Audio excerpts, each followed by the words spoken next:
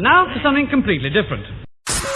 Watch us on YouTube. Listen on your favourite podcast platform. Or ask your smart speaker To play the podcast Leicester Till I Die. Subscribe, like, follow, and join in now. strap yourself in. Because we're set up, switched on, and ready to go.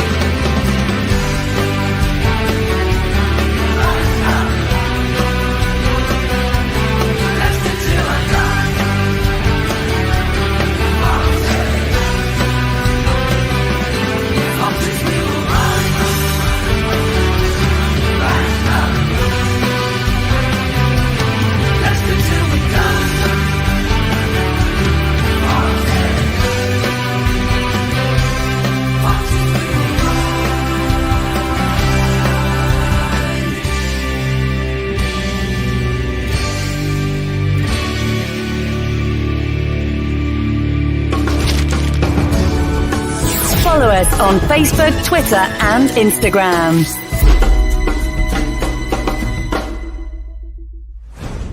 This podcast is proud to be part of the Talk Sport Fan Network. Talk Sport, powered by fans.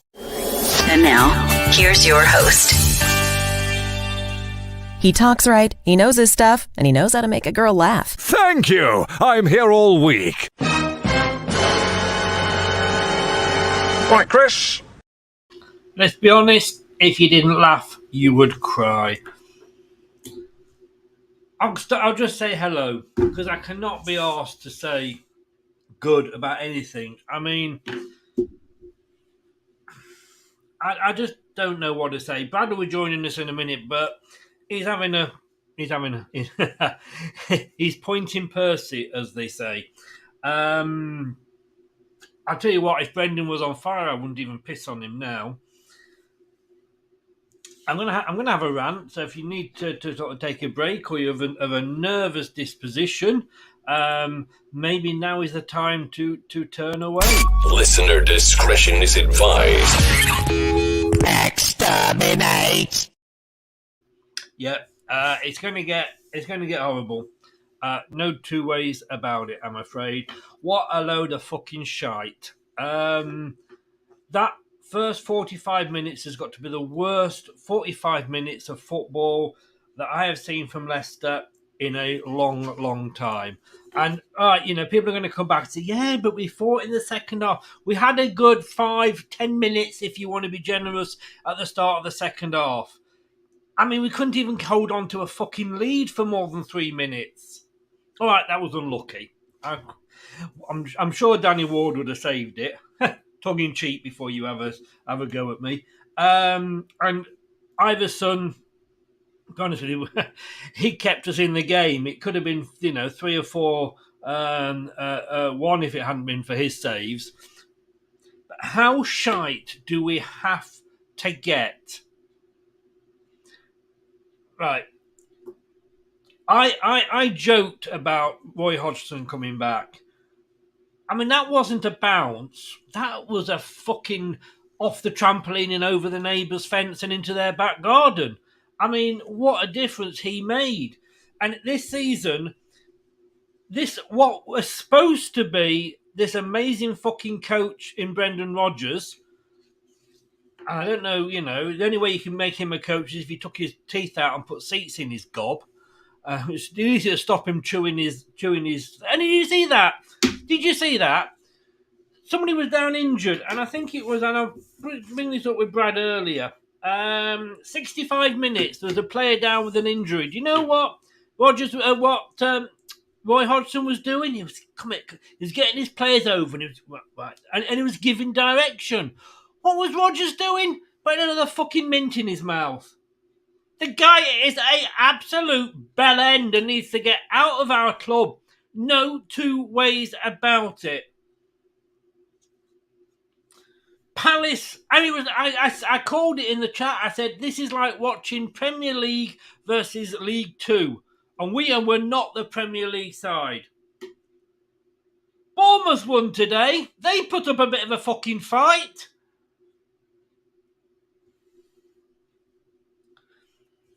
Forest and Wolves, at least, it was embarrassing. All right, okay.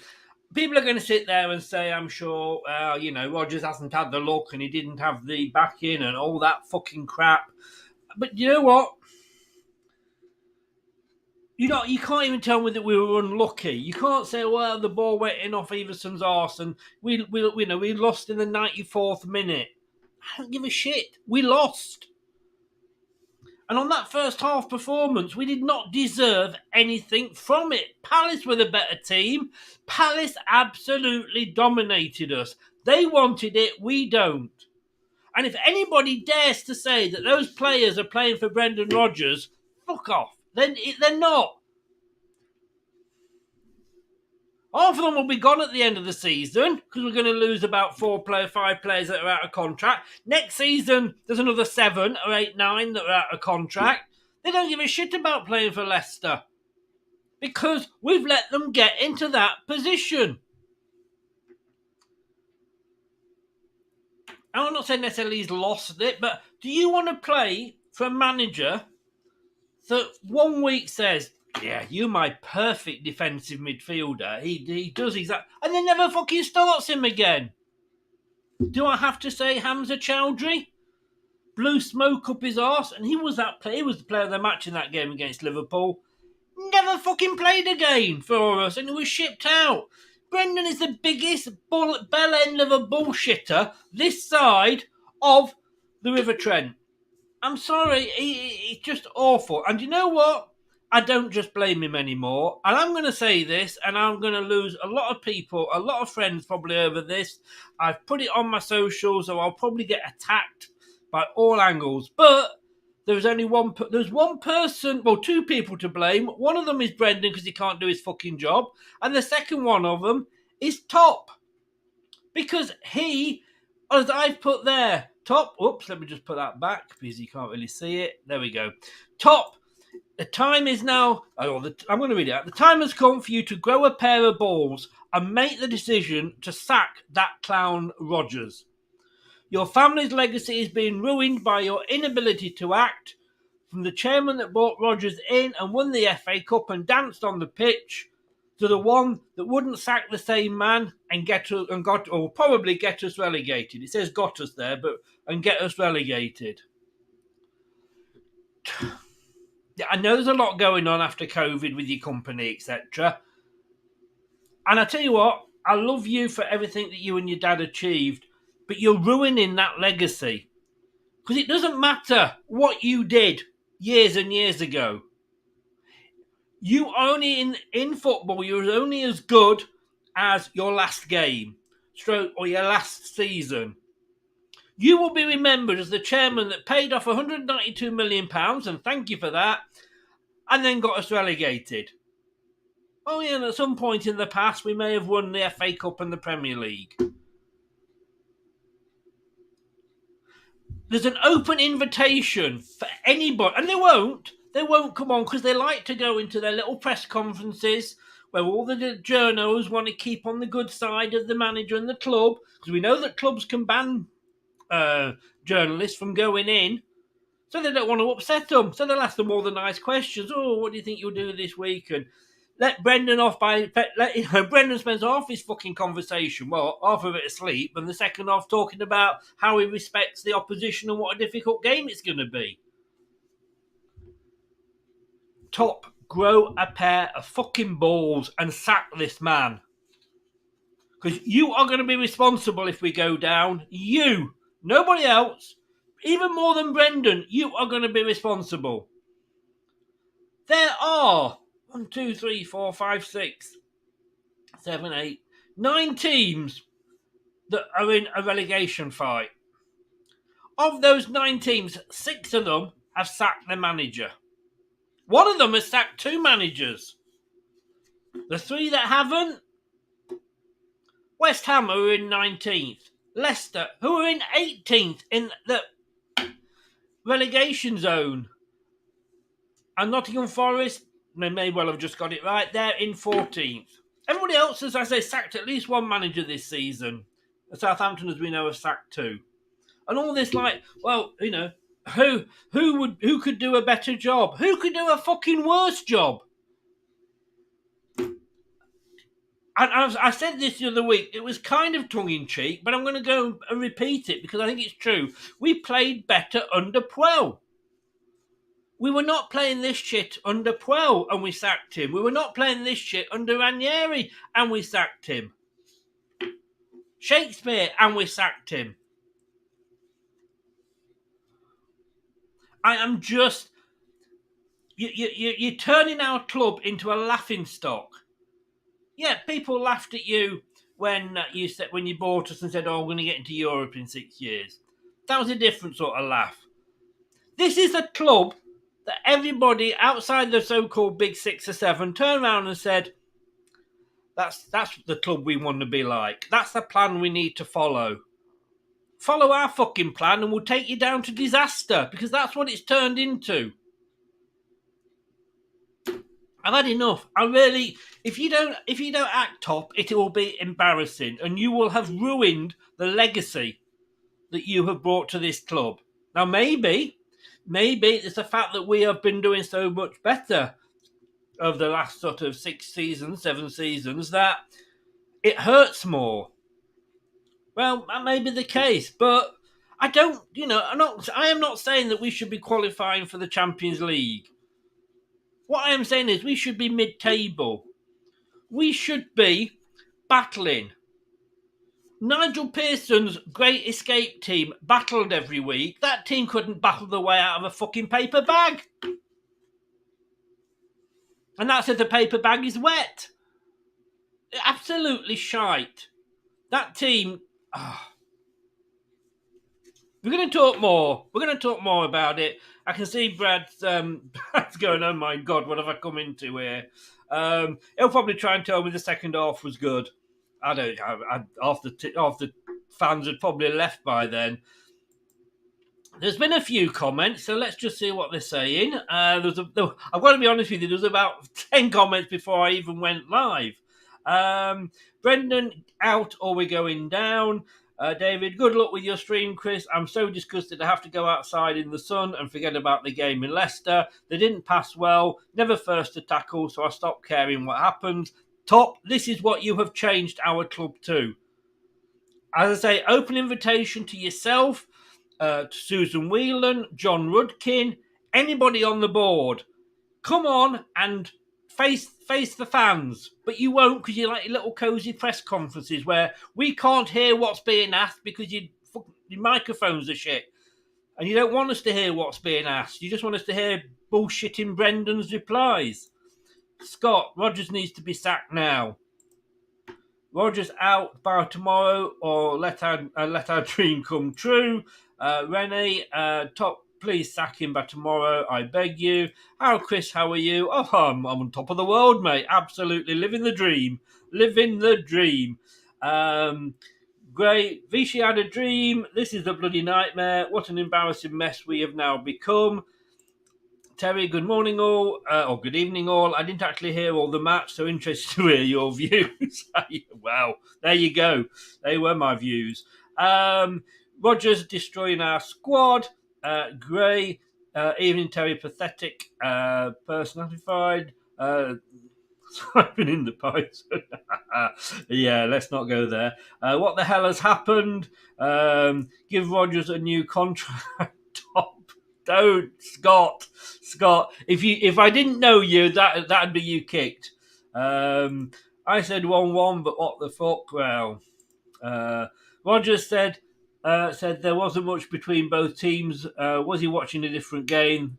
Well, for about 10 minutes in the start of the second half, maybe that's the 10 minutes he was referring to. Apart from that, we were fucking shit. Madison, an England player? No, you're joking me. Not on that performance, he wasn't. Rodgers, please go to Spurs. They deserve him. If we don't score own goals, Leicester 1, Liverpool 0. Yeah, I mean, I actually was typing and I didn't see, but I believe it went in off his arse. I don't think we can actually blame Everson for that. Although I'm sure Ward would have saved it, like I say, had he been in goal. Tongue is firmly planted in my cheek, everybody. Top needs to wake up. Top, please be light, be shy. Roy made substitutes that changed the result. Yeah, well, Roy was just absolutely... For a 70-odd-year-old, he was more animated, more into the game. Like I say, he was calling the players over when there was an injury and talking to them. Rodgers was stuck in a mint. Spurs are more than welcome to Rodgers, exactly. We won't win another game while Rodgers is still here. I know we beat Villa 4-2, I think, last time, but I think we'll lose. Yeah, we will. I can't see us winning another game. We will be 19th from after the West Ham game if either team win. Yeah. God. West Ham will probably win. Imagine if Top listened to this. I wish he would. But like I say, no balls. He's lost the faith of the players. You can clearly see everyone is in majority underperforming. KDH looks completely out of sorts. Indeed, immensely poor. Who is Tete? Told us a dream, a flash in the pan.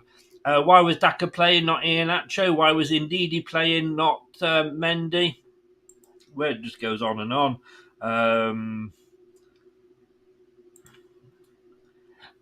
We are on good form before we lost 3-0 to Man United, but has nothing to do. Yeah. Poor results. Hi, Rich, from Rich Sports Man United fan. Good luck tomorrow, mate. Poor result. Rodgers has been poor so long now. He certainly has.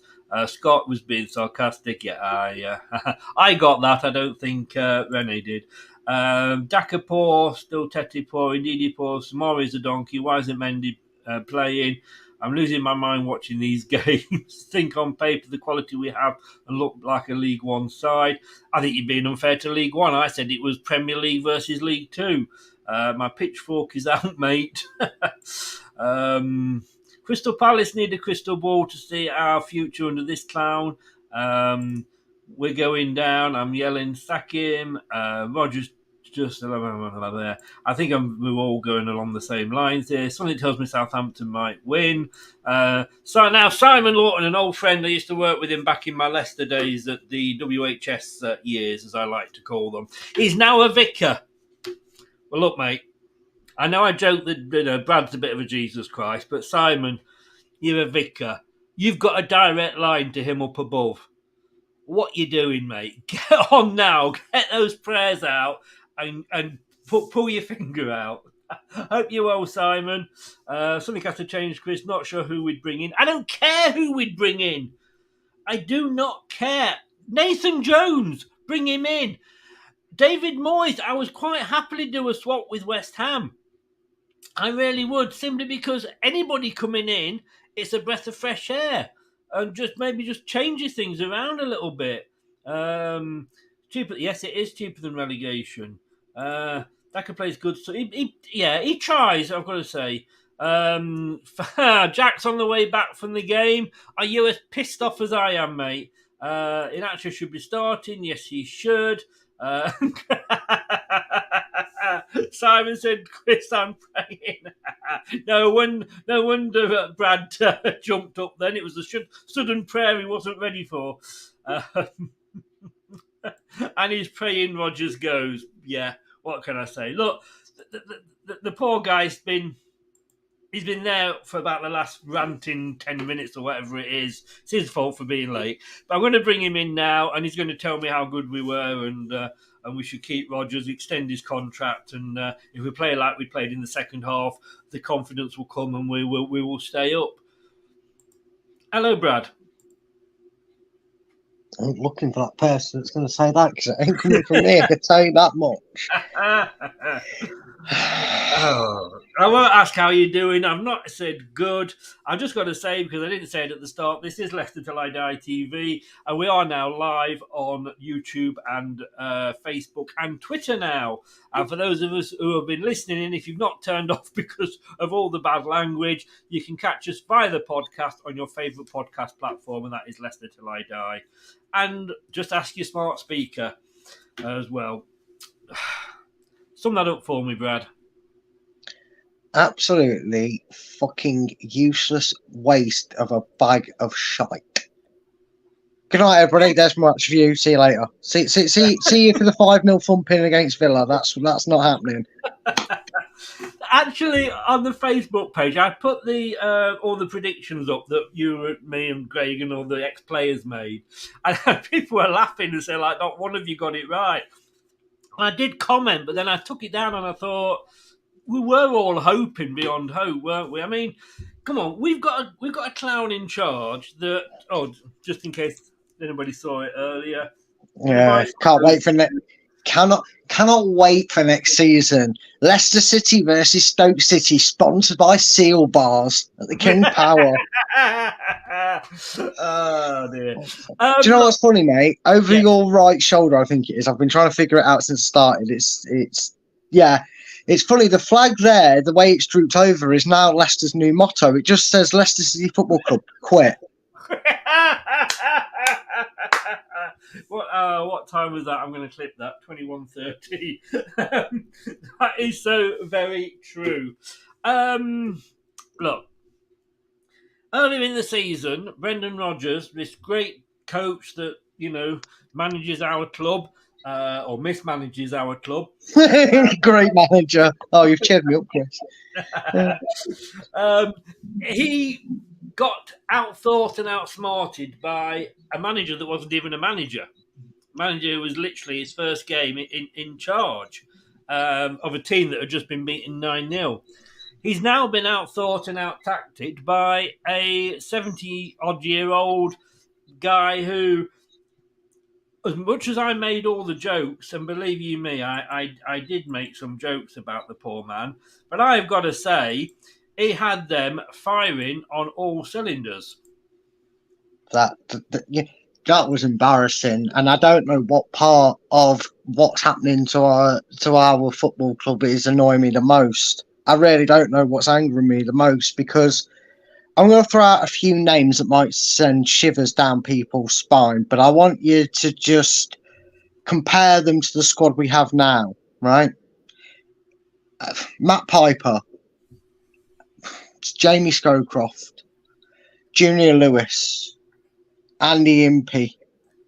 That's probably one name that just about scrapes into it. John Stevenson, players like that. Dennis Wise, Matt Heath. Oh, no. It's going to get worse. Matt Heath, an old pastor Ian Walker. I'm naming Nikos Dabizas, Martin Keown, scumbag, 6 months wasted our time, his time, and everybody else's time. Solano. Well, no, Solano. I don't think played at that point. I'm not sure. You'd have to remind me, but right, okay. I'm not just talking money wasters. I'm fairly certain the players I've named there, Lillian Nallis, to really give it away. I'm naming players that got us relegated over 2 seasons. I'm talking about the initial drop down under Potato Peeler, and then that season we spent up with Mickey Adams and came back down straight away again. Right?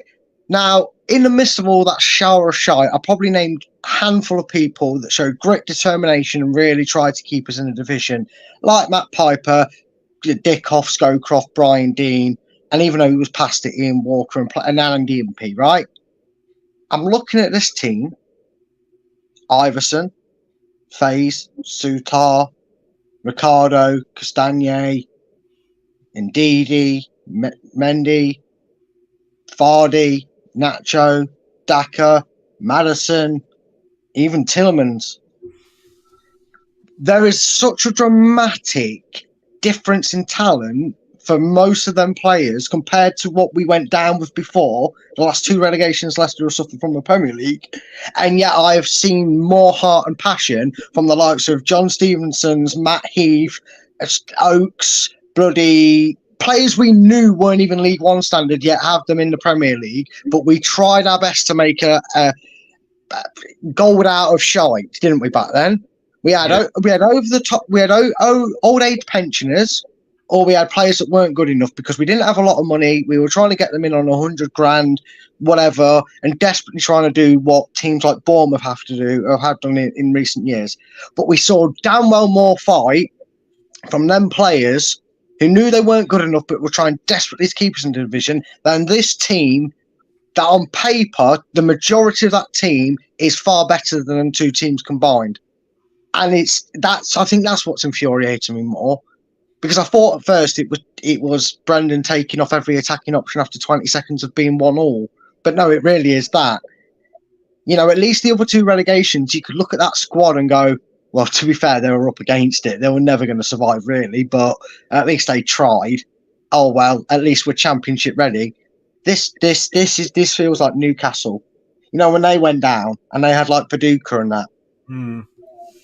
I'm just... Now, at the end of this season, and it's a very strong possibility, we will not do a Burnley. We will not come back up in the style that they're coming back up. And we will not even do a Norwich or a Watford, because we're not that good. Mate, we will do... Someone says, we're going to do what we did, 15 years ago? If my memory serves right, if I've done the maths right, we're going to drop. We're not even going to have the luxury of becoming a Scottish football side in the Championship for 3 seasons before it happens. We will drop like Derby County. We will go straight into League One playing like this with this clown in charge because the good players will piss off because we'll have no choice. I'm not saying financially we're going to be in disaster like work because no way we can be with these owners, even with the situation it is. But what it'll leave us with, I can't wait to play Plymouth Argyle and Forest Green Rovers in 2 seasons' time because that's honestly, people might say that's really extravagant and a bit too extreme. What have you seen this season that says that we wouldn't really struggle in the Championship again?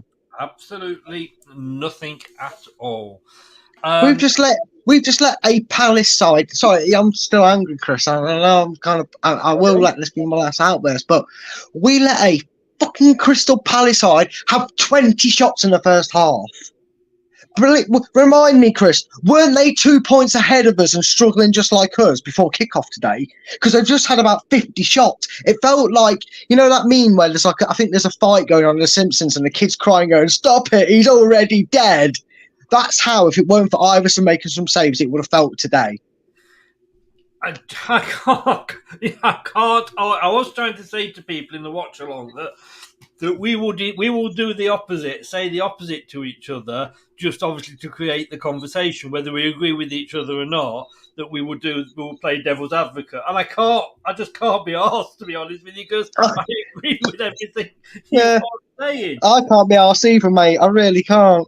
I've got to say, right, and I'm waiting for it to come up. I haven't seen. I just daren't watch it. I would put my foot through the TV if I watched his post-match press conference. But the highlight of it here is the BBC have just put it up. Leicester did not deserve painful defeat, Rodgers. Yes, we fucking did, because it was Premier League versus League Two. We got what we deserved. And you could argue, it was bad luck. Like I said, it went in off Everson's arse or whatever, and it was the 94th minute. In that first half, we were fucking left for dead.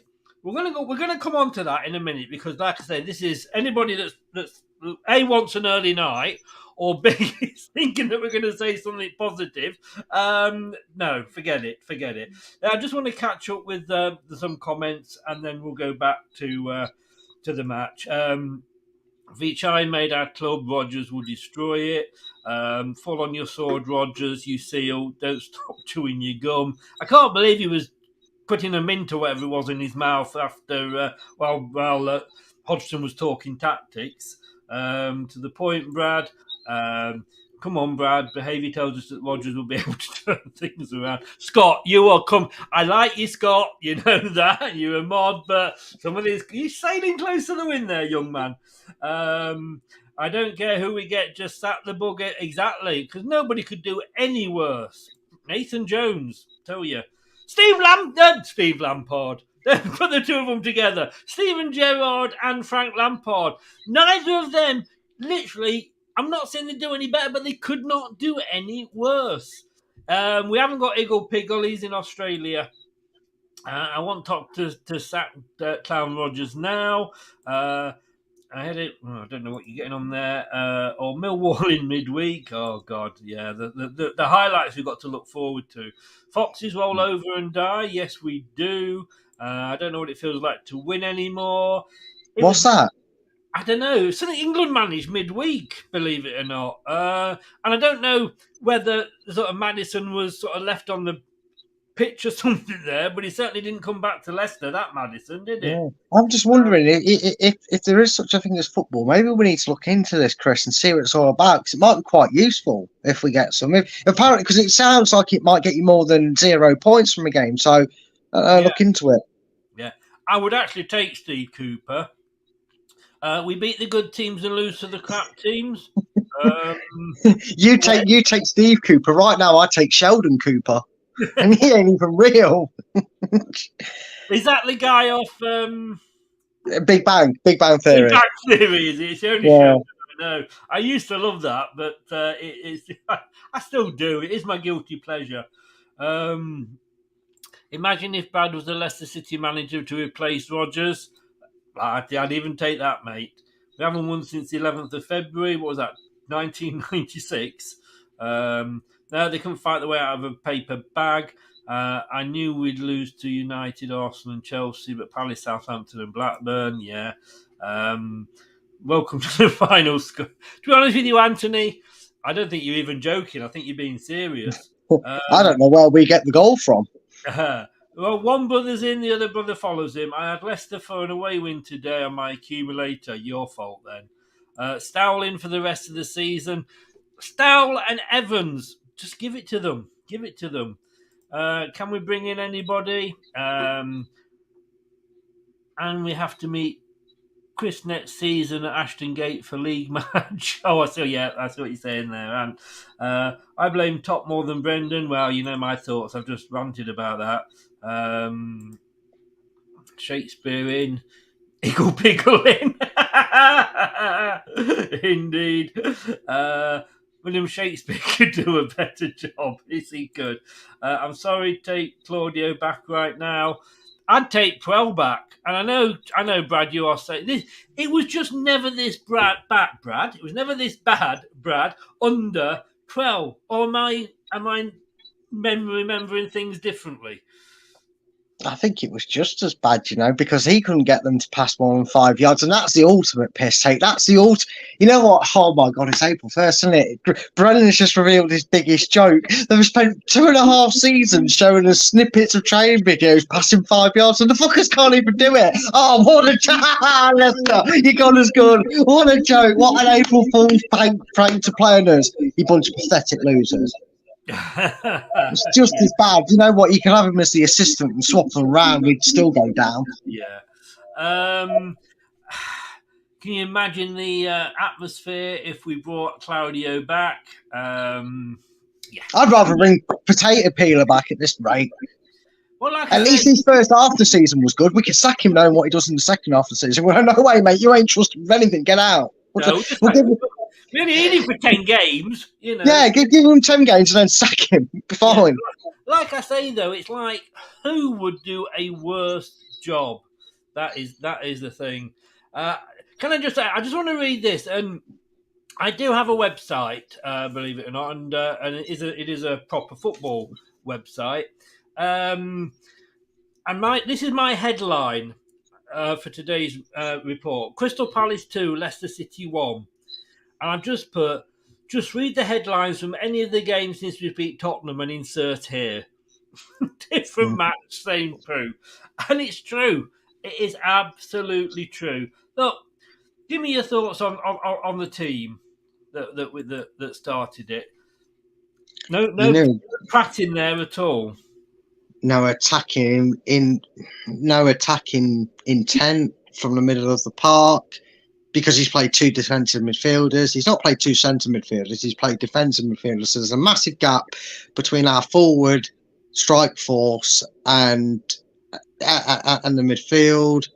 He's played one up front, and I honestly reckon if you look back at every single goal this season, because it feels like there hasn't even been 10 this season. That's how bad I felt we played at times this season, right? If you look back at every single goal Leicester scored, this is one for the statisticians out there to maybe quickly see if they can find out and figure out. I would want to know the percentage of goals scored by Leicester when we had 2 strikers up front. Because how many more times does he have to put a second striker on and watch them score before he gets it into that big, giant, thick skull of his that 2 strikers is away forward? It was an absolute waste of a formation, absolute waste of a lineup, an absolute waste of a tactic today. Because what's the point in having 2 wingers, an attacking midfielder, and a striker? 4 attacking options when they're 40 yards away from the midfield. Yeah. It's waste, absolute waste. 11 good players. I was happy with the 11 players, but everything else is a waste from there on. And yes, right now I would, mate. Right now, pay the compensation, get him out of Bristol City, and let him have free reign. He would be the man to hopefully get us playing decent in the second tier. And I've got to say, Simon, I've just realised, of course, you're a vicar, and all we've done is swear like mad since the show started. So please say a couple of Hail Marys. Yeah. Forgive us for we have sinned, Simon. I do apologise. I'll have words with him later. I've told him to pick up the lines here, Simon. Don't worry. Yeah. Can you just please sort of, just what's the word I'm looking for? Just put a good word in for us. Just say, look, I know they were bad, but that there was reasons for it. And just for Simon, I know this is normally for Brad, but you're going to have to share it this time, Brad.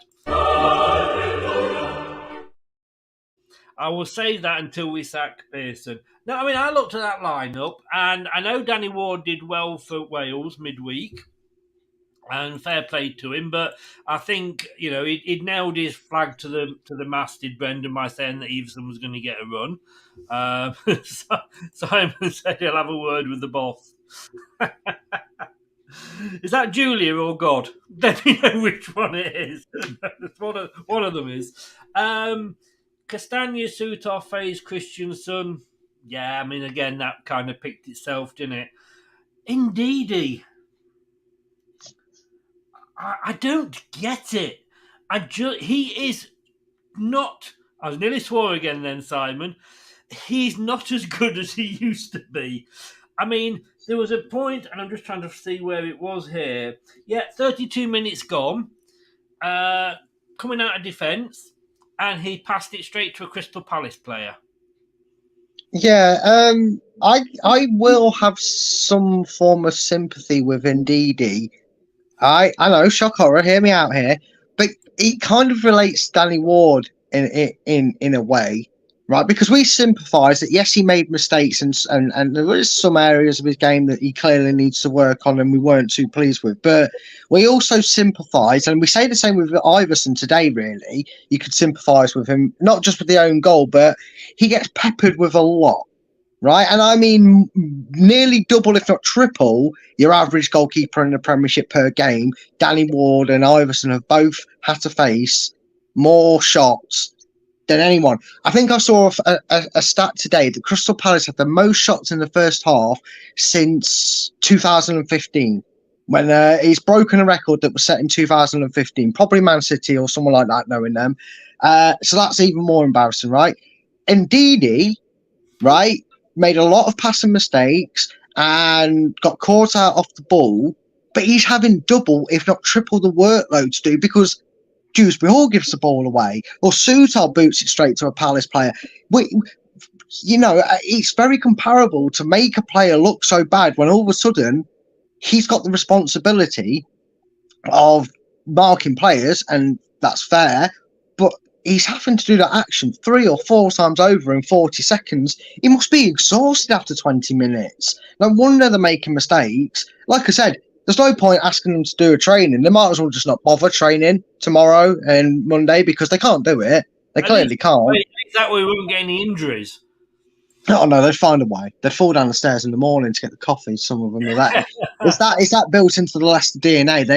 They'd sneeze and they'd dislocate the shoulder. That's true. That is very true. I want to ask you about Dewsbury Hall because this came up in the watch along. Are we? And I think we could be doing this with quite a few players. Are we looking at him and thinking because of how he used to be, he should be good now?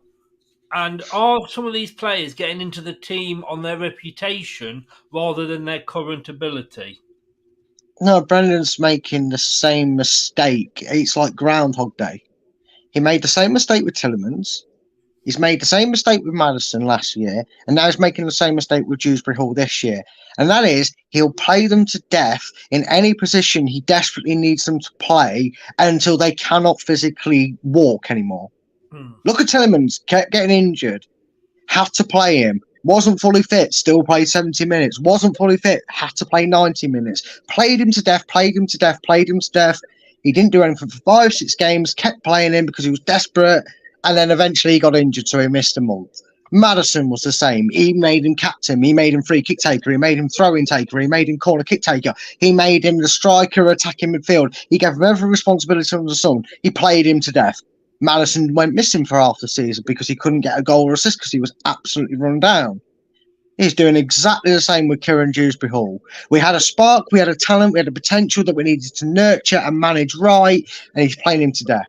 He's playing him in a position he's not familiar with. He's playing him in a role that he's not familiar with. He's putting him out left because we need him on the pitch. He's not going for a left option. He's putting him on there because he's desperate to have him play. He'll put him up front if we had no strikers. He'd put him in goal if Ward and Iverson got injured. He will make sure he's on the team sheet because he's desperate for him to shine. And all Brendan's doing is the more he's trying to make a midfielder shine of that calibre and quality is he's burning them out quicker. The oil isn't having a chance to hit the lamp to shine because he's burnt it before it's even got there. And I'm sick of seeing deja vu with him, mate. He's ruined 3 midfielders' careers potentially in terms of their development over the years due to injury, over workload, and underappreciated.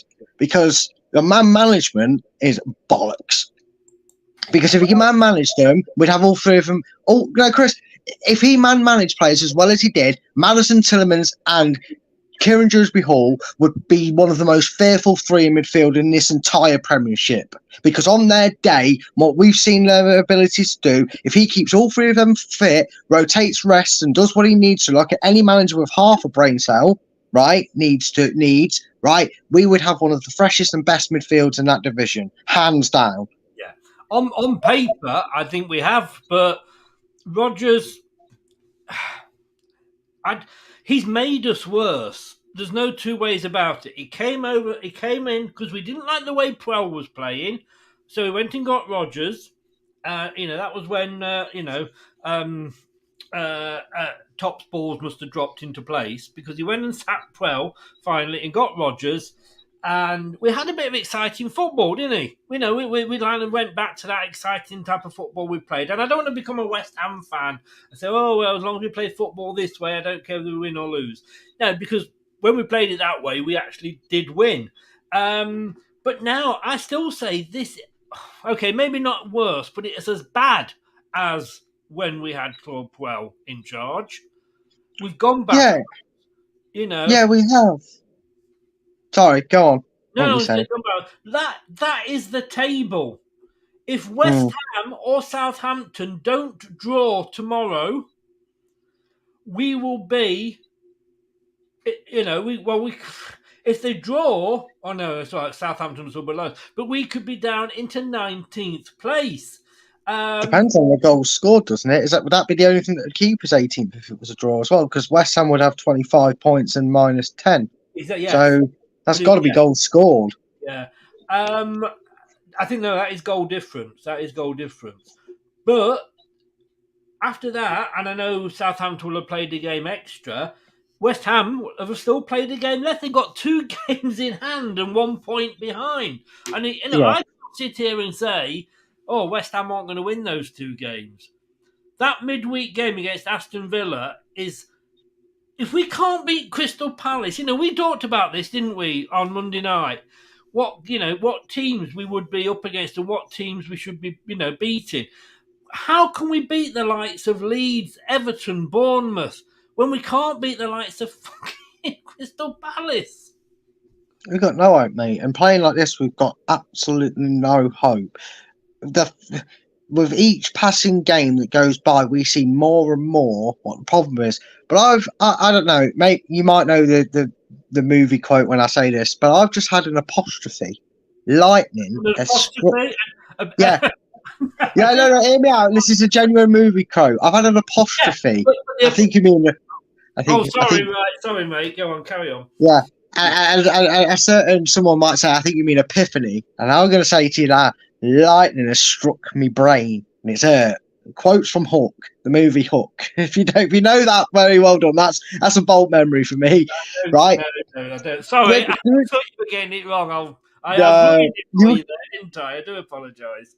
You know what? At least you had an attempt at guessing it, because I knew it was obscure when I said it. But right, here's the thing, right? We're talking about Powell. Was it as bad? Is it as bad? And it's just got me thinking. And I've just noticed a little bit of a pattern with Leicester since the Premier League, probably. Since Pearson got sacked. Ranieri had a good start. We played free-flowing football, and we all know what happened, right? Forget where we finished the season. So I'm just going off a season base by base here, right? Then it's almost out of nowhere. Maybe we put it down to the Tinkerman, right? The second season, he was all over the shop. He was changing formation. He was changing tactics. He tried to change how Leicester play. Look what happened. He got the sack. Okay, so then who did we bring in? We brought in Shakespeare. He gave them the freedom of the park. He let the players enjoy themselves and play the way that they know best. And he got the manager's job. He kept Leicester safe. He got Leicester to a quarterfinals of the Champions League. And he got the manager's job. And then he tried to do things his way, or so it seems. Now, I know you're thinking, Brad, okay, yeah, Shakespeare tried to do things his way. What are you getting at? But then, obviously, it went wrong, didn't it? And then in between that period of Appleton and whatever, we eventually landed on Powell. And he let us play our freedom. He even openly said, I want us to play to their abilities and strengths and do well. We played a little bit of exciting football. And then he went defensive and he tried to change things. Just like Shakespeare, just like Ranieri, just like Pearson did after he got promoted in the Premiership. Oh, maybe it's just a really long coincidence. And then we hire Rodgers, and we have a really good season and a half, and then suddenly he makes dramatic changes and tries to change it all up and completely confuses the fans and the players. It's almost like maybe the instructions from above are demanding a change after one season because they're scared they're going to get found out. Or, you could go as far back as Peter Taylor. It almost seems like it's the Leicester way. Yeah, play good, play bad. Yeah. Got us top, and then it all went tits up. I need to catch up with some comments, so we will go through some of the main ones here. We'll talk about the individual players later, Leicester supporter. Let's have a look. I might surprise a few when we talk about them. Yeah.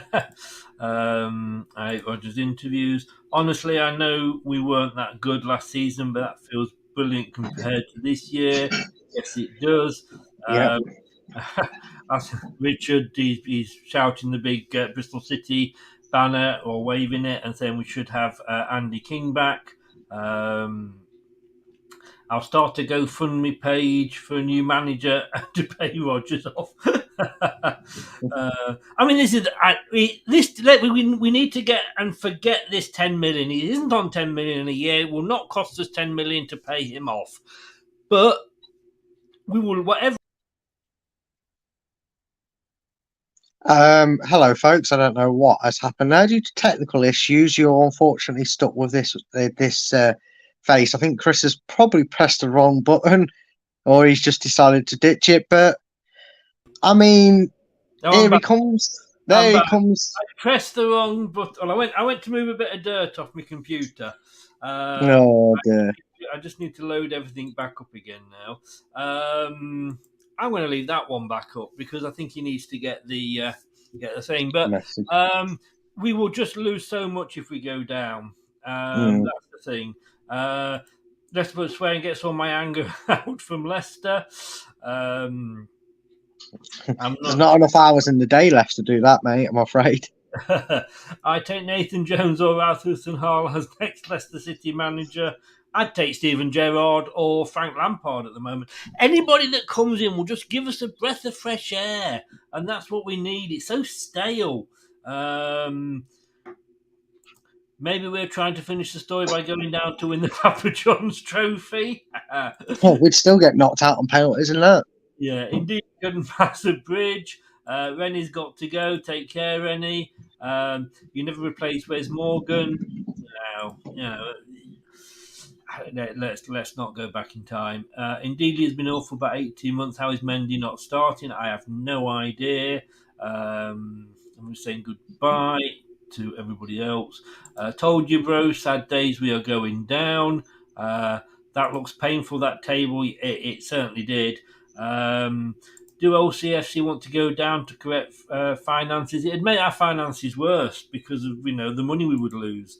Rodgers' excuse has always been my job was Europe, win a trophy, job done. That 5-0 win feels like a decade ago.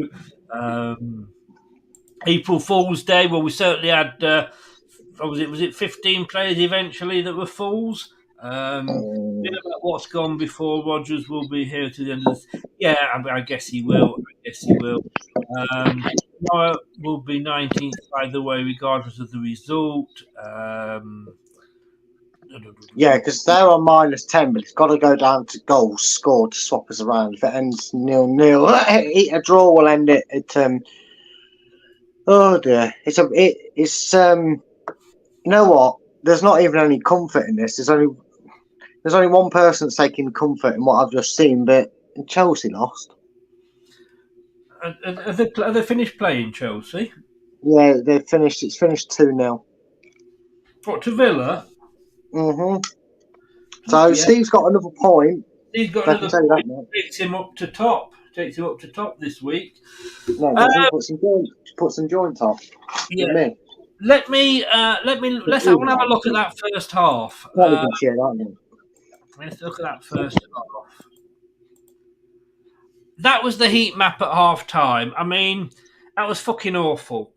At half time, Crystal Palace had 20 shots. We had none. That is absolutely disgusting from a Premier League team. It's just a shambles, mate. Like I said, it broke a record for the most shots in the first half since 2015. And I think, if I remember rightly, it was a similar performance put in by Bournemouth against Man City. And that was a game where they only lost it 1-0 and it looked better than what it was. But I think Man City ended the game with like 41 shots or something daft like that. Yeah. It's just not acceptable. No. I mean, we are literally so... We never got our own fucking half in that first half. 10 minutes in, Brad, I've written down here, we've not settled. They were all over us in those first 10 minutes. And I know we've had this discussion before. Defending was awful. I know we didn't concede. Desperate. Literally, it was only because they were pinging shots that hit our players and pinged out, or literally they were getting the ball and just hoofing it. But unfortunately, when they hoofed it straight back to a Palace player. Yeah, and it's been the story of Leicester's season for the majority of the season. Not even like it's just an away day thing, It's not like, oh, this is how we do it away and we try and nip results. No, we've been like this for the majority of the season. And the only way I say the majority and not all of the season is because, contrary to popular belief, Leicester have actually won some games this season, although you wouldn't know it looking at our performances, and I wouldn't blame you if you didn't think we'd won a game yet this season. But, it's so depressing, right? Because you get this false excitement, you get the team news, and you look at it, and you kind of forget to realise how they line up. And the way they lined up, like I said to you, Chris, the gap between the defence and the midfield just is why we have that heat map. If I felt sorry for anybody that was stood in the Crystal Palace off, because they must have got frostbite waiting for some heat to come around from other people. Because I bet Guaita, their goalkeeper, I bet his hands are numb. I bet he's thinking, "Gordon Bennett, get me in the hot tub so I could defrost my fingers," because it was embarrassing. Yeah, I mean, 27 minutes gone. They'd had 13 attempts and we had 0. I didn't realise it was going to get worse. It was like a cup game. I've written down here, it's like a cup game. Premier League versus League Two. That's an insult to League Two. Well, yeah, I guess. It is like Chris, isn't it? I can't really disagree with that. I mean, normally I then say, well, what can we do at half-time? Who can we swap around? Well, you were in, weren't you, at half-time? And I said, well, can we make 10 substitutions? Because not one of those players outfield deserved to be on that pitch. No, there wasn't much to anything to say that you wouldn't have been sat there going, why is he taking him off? It would have been like, oh, well, at least he's made changes. Yeah. But you know what makes me laugh, Chris? He made changes and he still found a way to piss me off. He really did.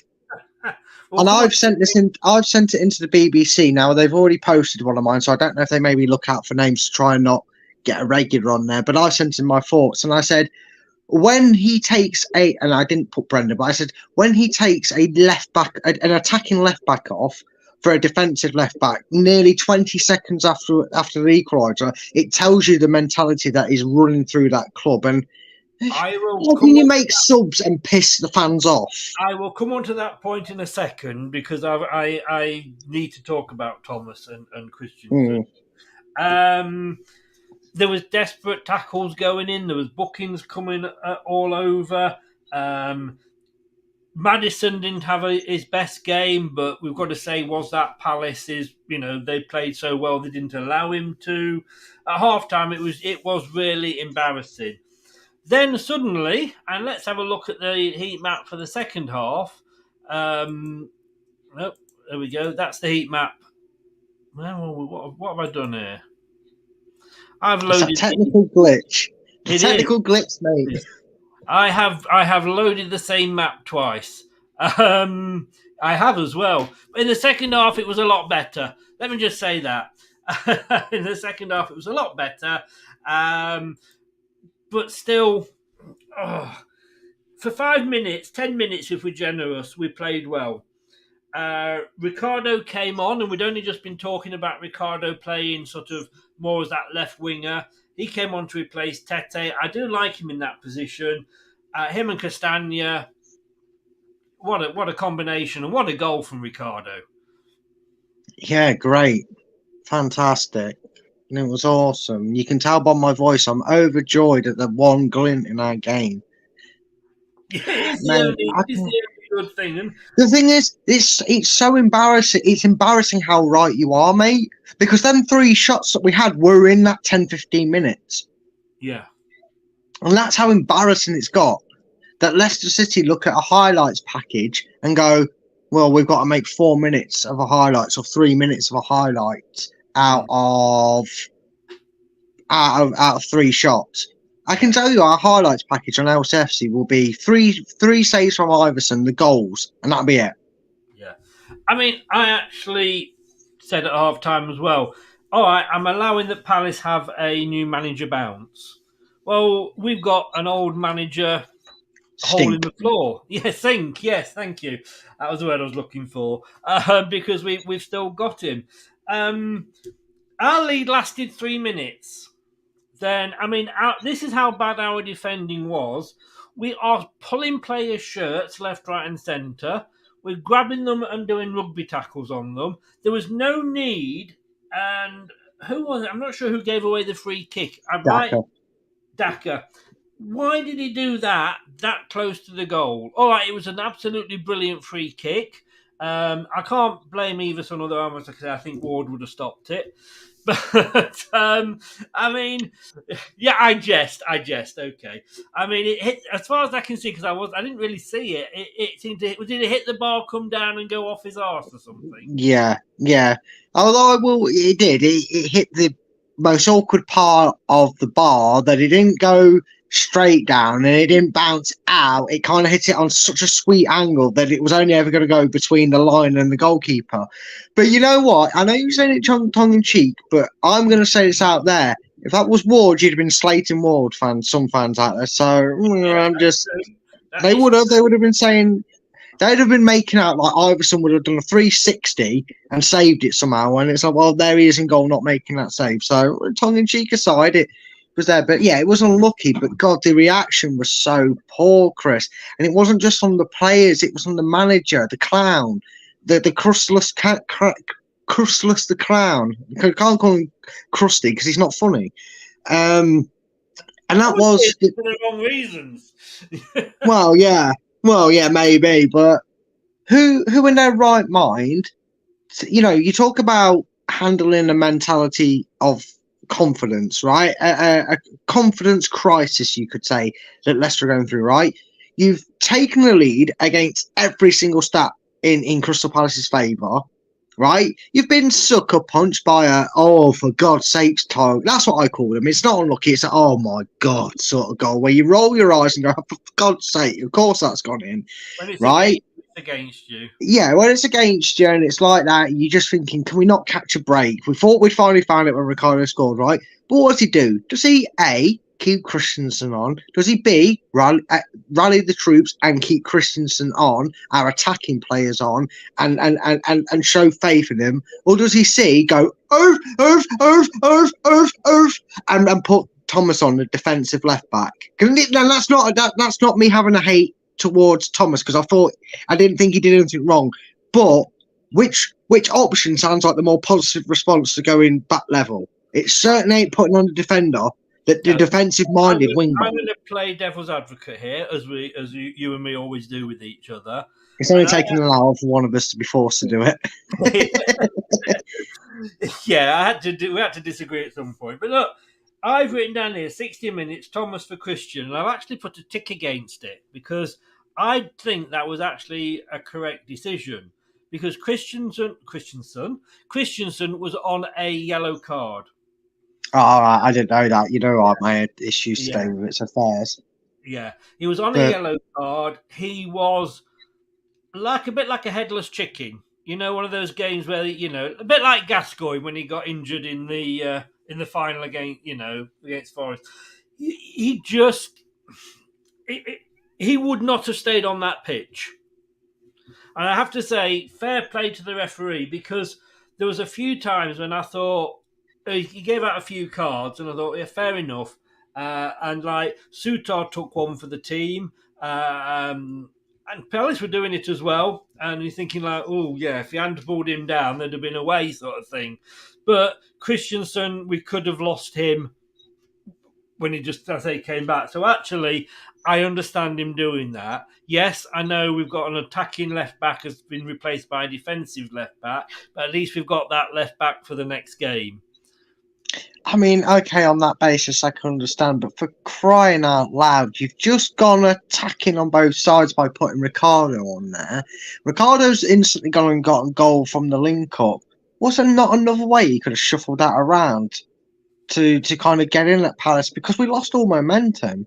Rightly so, with the way Palace played, we deserved to, but you literally told Roy Hodgson, who is the most experienced manager out there because he's the oldest manager, beat his own record and all that.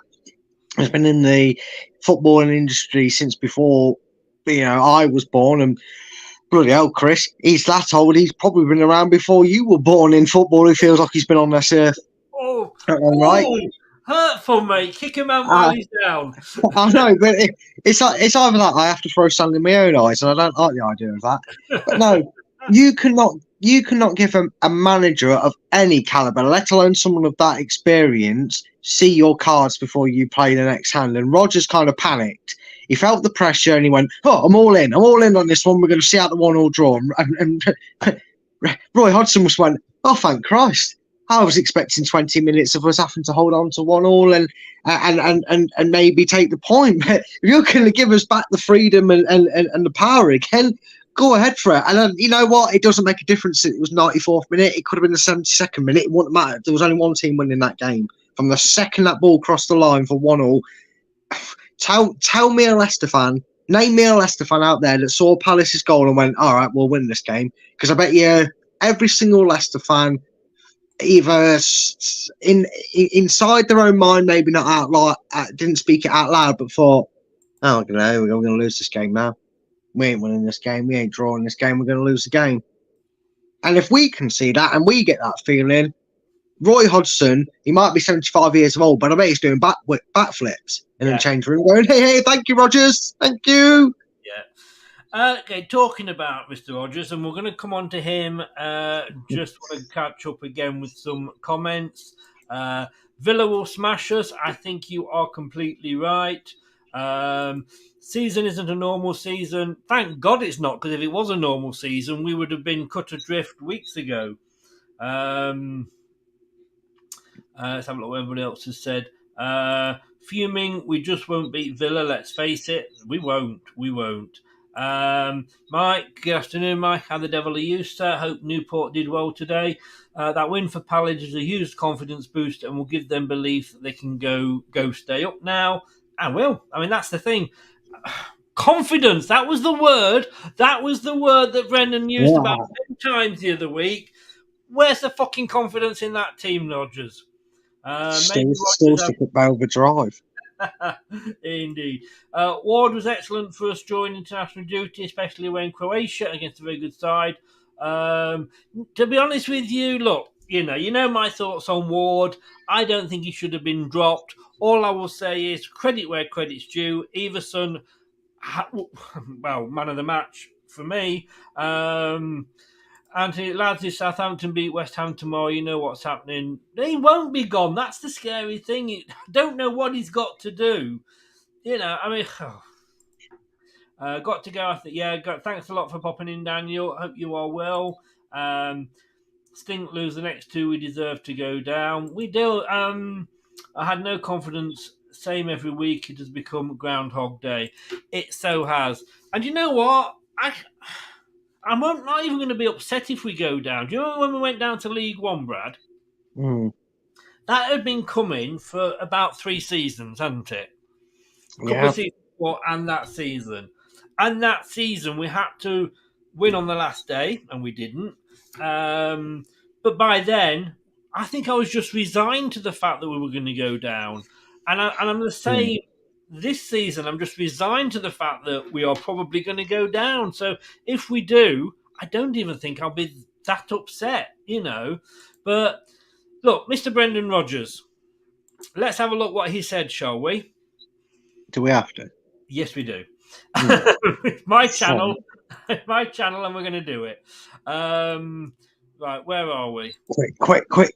Computer, shut down. Not going to work. It's not going to work, I'm afraid. Okay. Brendan Rodgers continues to put on a positive front. Oh, fucking hell, does he? Rodgers reiterated that City's fate remains in their hands. No shit, Sherlock. Despite a concerning performance at Selhurst Park, his side outshot 31-3, the biggest gulf of any Premier League game this season. And we weren't even fucking playing Manchester City. God, no, we've got them coming up. Do you reckon our 9-0 is going to be safe? I don't. I think the 33 shots that the Crystal Palace had today could be how many goals they score. Yeah, you could be right there. Asked if the shot count was a concern, he said at his post-match press conference, absolutely. It's where the season has been for us, both in terms of attacking and defending. Like I say, there's plenty of effort and spirit there. No, there's not. They're just fucking hoofing it out and trying to get it away from the goal. The confidence is quite where we want it to be. Brendan fucking Rodgers! Are you on a different planet?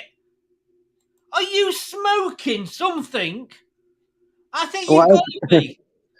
Whatever he's taking, it should be a banned substance. Yeah, there's no... Oh my God, you talk so much bullshit, you bell end.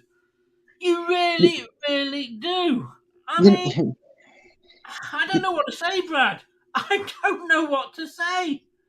You know what? We take the piss out of Jurgen Klopp when he has his excuses when his team lost. But I actually listened to his post-match today after their defeat against Man City, and at least he had the balls to admit that it's just completely wrong and it's not right and it's not acceptable and it's not good enough, and he knows that things need to change and they need to change it, and he's the one that takes responsibility, and the players, at least he had the nerve to say it in a way that showed that he's really, really annoyed that they hadn't gone out there and performed to what he asked of them. Brendan Rodgers is just like, yeah, well, we're a beautiful team and the confidence is low, but we can do it. Oh, sorry, who said that? The light's gone out. He's blind. He's like a blind leading the blind, mate. It's ridiculous. Take the piss out of Klopp, but at least he actually will say it how it is when he needs to. Yeah. He then asked if Everton's spirit were enough to keep his side up. He replied, well, we've got 30 points to play for. We've got 10 games to go. It's certainly going to need more than that, otherwise you will suffer. 30 points to play for. Oh, it's adorable. We won't even get 3. No. It's the first time City have ended the day in the relegation zone since October, when their good run of form in the autumn saw them fight back from a dreadful start. Oh, that run of form, that good run of form when we played bottom half teams that we should be beating. Yes. And even that included a defeat away at Bournemouth, didn't it? Yes, yeah. He said, everything's in our control. Unfortunately, it is in your control, although we wish it wasn't.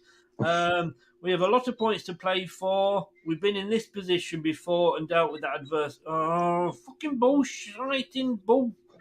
Bell end. The next game's a massive game. Really? Mr. Brendan, state the fucking obvious, Rodgers. We have 2 home games against teams we need to be getting points against. We've been playing... He said that about Southampton. That didn't work out. I know. Oh, Jesus, Brendan, you are such a knob. You are such an absolute, total knob. It is unreal. Absolutely unbloody real. I just don't... I mean, I give up. I give up. And what worries me is that I've heard all these excuses before, not from Brendan, but from other managers like Steve Bruce, like Farke, well, all of those where they were going down and they were spouting exactly the same. Top, I'll put it back up. Grow a fucking pair of balls, mate. Just grow a pair of balls. I'm quite disappointed. I've had three BBC Sport notifications since we started the show, and not one of them saying Brendan Rodgers has been sacked. No. I am refreshing as we speak. Just in case, by the way, everybody, just in case, where have I put it? Where have I put it? I might have taken it down. Oh no, I've got it here, just ready. Catching up with the latest news on LTID Radio.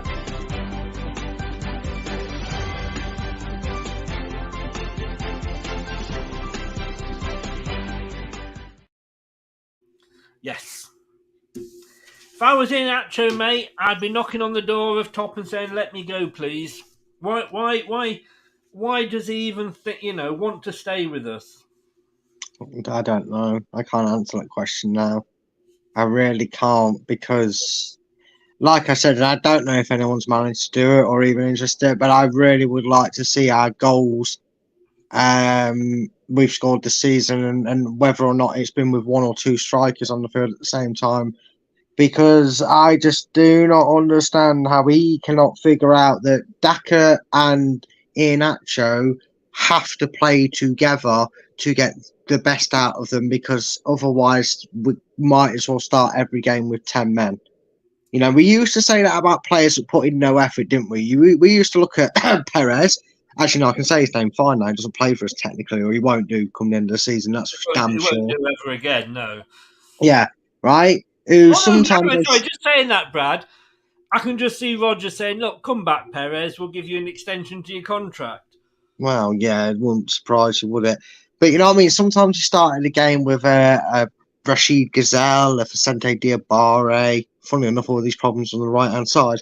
A Perez, maybe a Slimani. Just to even it out, I'll put the blame into the strike in the middle a little bit there as well. And you look at them starting and go, oh, great, well, that's us starting with 10 men for what it's worth then. And 9 times out of 10, you'd feel like you'd let that kid who's 4 years old play with you at the park because his parents have left him there and you don't really know what to do. So you've let him join in the football kick around that you're having with your mates, right? But it feels like that with Daka and Iheanacho when you see them being left up front on their own. You feel like, well, that's great that they're playing, but they need the support. If you don't give them the support, they can't play as well as we know they can. And I felt sorry for Daka. I feel sorry for Iheanacho. But both of them, I'd be looking at my agent going, what the hell did you do here? I thought you liked me. Why have you stitched me up while making me move to Leicester? You know what? Nacho must be looking at you go, why have you stitched me up here and kept me at Leicester for 5 years? Get me to Cambridge United. At least then the manager's got a brain. You know what I mean? I think he'd take Newport County and Cambridge right now just to get away from Brendan. Because I would if I was there. And I'm a Leicester fan. We're Leicester fans, and we're probably saying that. Brendan Rodgers was my manager, and I was doing warehouse work, and I'd have quit. I'd have walked out. Yeah. And I don't know anyone who wouldn't. No. An interesting thing here is I've just gone onto the Leicester City Facebook page and you cannot comment with a picture. No. They've taken that little pleasure away. Ah, I think I know why, because a lot of them are probably using that one. so for YouTube friendly, it's that backwards. Yeah. I have literally just posted that on 2 posts on the Leicester City Twitter page. So we'll see the full-time result and Rodgers' comments. So we'll see. I'll probably get some backlash from that. Here we go. Look, Terry. Well, I think a good idea how the game went. Yeah. Have we got our thoughts over to you, Terry? Yeah. I have every confidence, Chris. 1 a.m. tomorrow morning, you will be live. Rodgers has been sacked. Okay, I can dream. Look, I will get up at 1 o'clock in the morning and do a live show. I need Brad's number so I can ring him and say, oh no, you'll still be awake probably at 1, won't you, Brad? Probably at 1 o'clock, mate. There's still a good chance. Yeah. James Webber, Rodgers out, but let's have it right. The players aren't innocent. No, they're not. They are not, James. But the problem is we cannot sack 15 players. That's the be-all and end-all of it. 2 people that you can sack. You can get the board out, and that's probably going to look, as much as I'm shouting about Top there, obviously, appreciate what he's done. I'm not saying that he should go completely. He just needs to make a decision. Or the manager goes. That's that's the way football is. Is it not, Brad? Yeah, it is. And then you can sack them players in a sense. And by that, I mean, we've got 8 of them players out of contract. So we'll lose them that way. And then you've got a new manager. A new manager next season, obviously he'll have to take into consideration what division we'll be in, which right now is looking like no other division than the Championship. But that's just whatever division we're in next season, right? Them 8 players need to piss off from the club, right? And Top needs to get a manager in, whether that's a Championship quality manager because we've got to come back up, or a calibre of manager that's got Premier League experience to revive Leicester from the trap door, so to speak, of nearly going down this season. And what he needs to do is, and I'm going to agree with you, Chris, put the hotel plans and the extension to the stadium on hiatus. I know they've been pretty much talking about it since they took over. I know it's something they've always been keen to voice and get done. And I know they've got permission, but hold off on the plans and take that 200 million or whatever it is you're going to invest and plough into labourers and building and materials and whatnot to do all that, and put it in a transfer budget and give the new manager, 250 million to go and replace them 8 players that we're going to lose and start the rebuild again. Because right now, like you said a few weeks ago, Chris, if we don't, we are going to be in the Championship with a 40,000-seater stadium and a hotel putting up Barnsley fans for the night because they've travelled all the way here for a Tuesday night game. Yes. I just had a message off Rich at Eagle Eyed Football. And he said, "Is this the delusion that you were on about with Brendan?" And it says there, basically, it's Brendan going, "It obviously saw one for us because I didn't think we deserved to lose the game."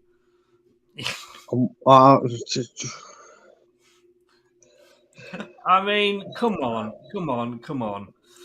Jesus Christ, right? Just admit it. Just admit it that they're not putting in the effort. They're not following your instructions. And then if you don't change it, then you'll lose your job.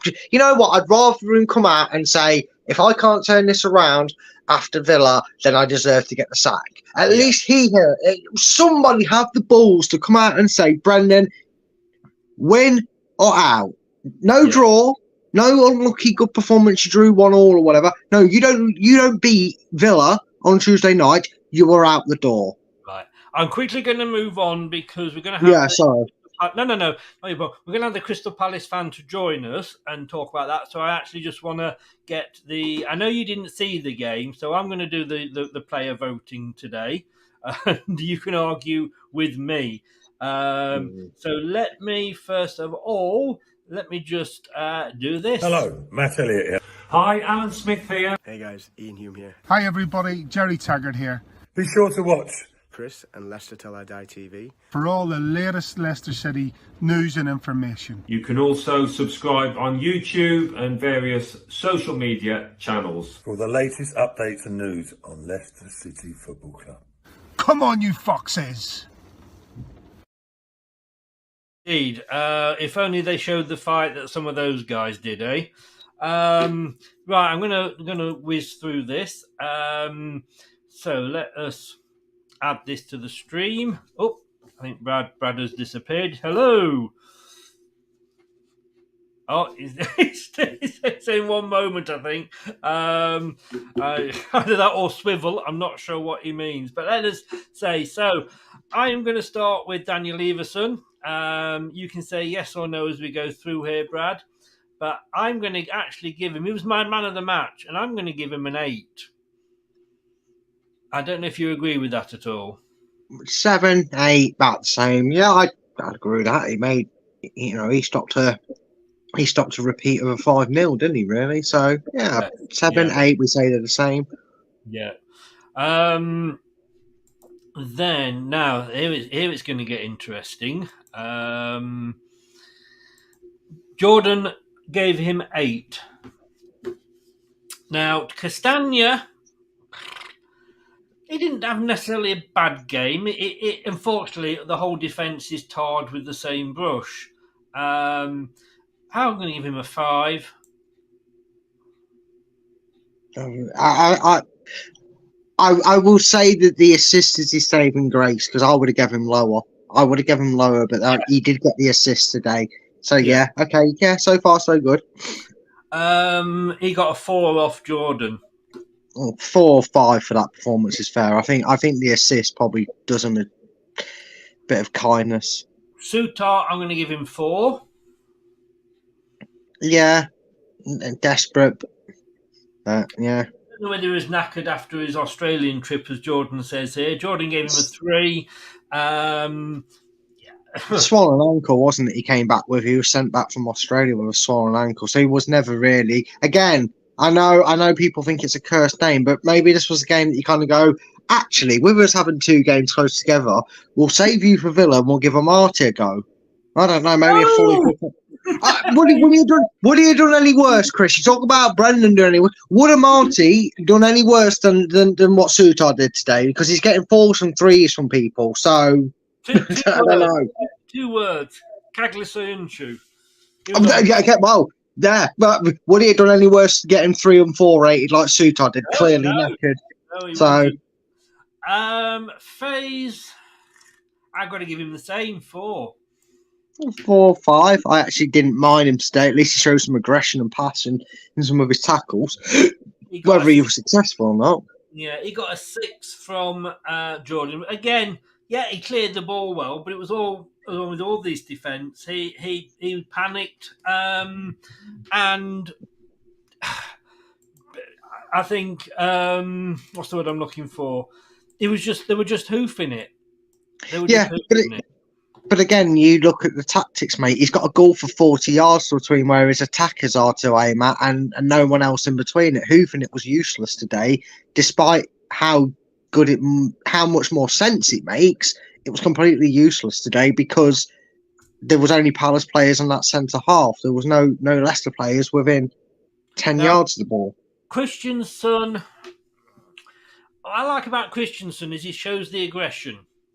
However, I'm going to give him 4 again. I'm going to press my buzzer. I'm going to disagree with you here. But go on, tell me why first. Tell me why.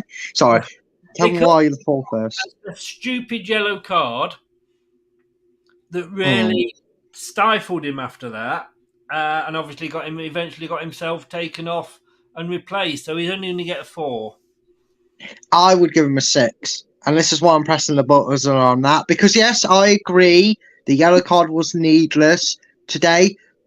But name me a player that actually ran around on that pitch for, whether it was 65 minutes or 90 minutes, right? Tell me a player today that every time the camera was on him or every time he had the ball at his feet, he didn't show passion, drive and desire to get Leicester out of the proverbial. He's the only one that seemed annoyed. He seemed to rally them up. He seemed angry that the players are down tools at 1-1, that looked defeated. He tried and he tried and he's tried.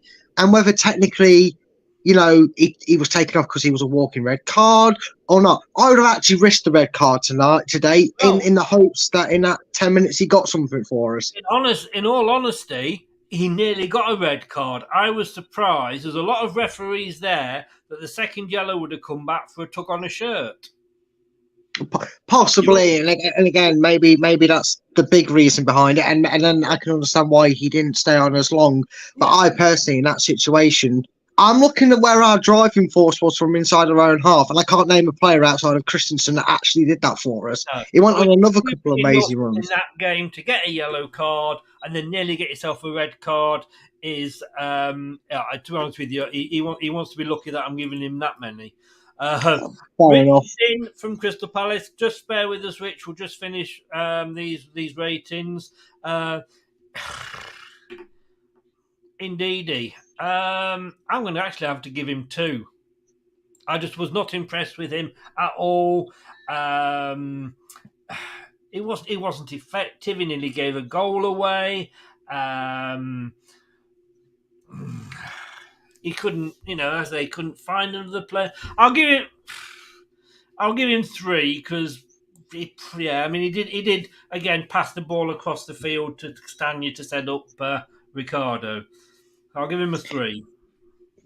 Yeah, I'm not going to argue with you on this one. Don't worry. I do feel sorry for him. Like I said, I do feel sorry for, I believe, who is next on the list, Dewsbury Hall. I feel sorry for him because it felt like he was in a 4-on-1 for most of the game. I know his passes weren't great when we knew, the one time he was afforded a bit of space and options, he still couldn't make the pass, which makes it worse. But how many times was he left absolutely isolated as well? I think, unfortunately... Sorry, I'm chipping on here because I know Richard. Yeah. Sorry. Dewsbury Hall gets a 4 from me. I just don't know why he's starting at the moment, if I'm honest with you. That passionate player that attacks and causes the defence to worry has disappeared up Brendan Rodgers' backside because he's playing him so deep. So 4 for me for him. I'd say it's the same as Ndidi. To be fair, it's only fair they paired up together and it was just as bad. But yeah. James Maddison. Don't move the needle, mate. 3, and that's what Blackwell gave him. I think his head was full of something. He was captain. He didn't lead like a captain. He didn't play like a captain. I'm sorry. Tete. I think I heard his name mentioned as many times as he has letters in his name. Oh, well, I'm going to give him a 1 for turning up. Can you give him a 2 for getting taken off? He didn't come off, he didn't score today. Well, he got 4 from Jordan, in fairness. He said he was nowhere near as bad as he was, just no better than worse than anybody else. Daka, you know what? He tries. Yeah, But I'm with you on that one. Can't play on his own. No, give him at least a 4 for his effort because he did try. I'll go middle. I'll give him a 3. That's fairs. He did try. We have to reward. Oh God, how bad's it got, Chris? We're rewarding them points for trying. I know. Well, in fairness, I only gave Tetty 1 for turning up. So. Well, yeah, it's like asking a 5-year-old what's 10 times 6 and him saying the letter F, and you go, well, at least you tried. Here, have a chocolate. Yeah. Yeah. Who? I mean, Where? I give him a 4 because he wasn't too bad. Piera, 6. Oh, Luke Thomas, 5. -3. No, I don't think he did what he had to do. Like I say, yeah, he did, and it was a wrong decision. I'm giving it more based on the fact that we should be aggressive and attacking when we just. But you know why he got the. Yeah, I know. I know why. I mean, I'm only saying it in jest. No, you're right, Thomas. Remember, I can mute you. Kelechi, I'm going to have to give him 3. I'm afraid he came on, didn't do much, didn't have a chance to do much, wasn't supported. It would have been better off. I'm surprised Rodgers didn't bring another defender coming on. Right, those are my votes. So what I'm going to do now is just quickly go through the chat, and then we will bring Rich in, who I'm sure is sat there with a huge big smile on his face, the bastard. I'm sure he was. And I can't even play Lionel Richie again because I had to mute that. Oh God. Where are we? Tielemans won't play again. No, he won't. This is where we came to. Vardy puts fear into the opposition. Vardy should be nowhere near the starting lineup at the moment, and I think other teams realise that. Rodgers forced again. Casper was past it, mate. Casper should have gone. Yeah, I agree. Actually, I think Casper will be having just as bad a season. Yeah, if worse, to be honest with you, because that season he had with us. I said he should go, and I'm sticking by it. Someone should interview Brendan and say you're bollocks. Yes, but they only have people in who lick their arse, and then they're all different, giving different votes on what we've done. Ray says sorry for coming in late, and I hope you got a note, Ray. I hope you got a note. First time in 6 years I've purposely missed a game. All hope is lost with Top and Rodgers.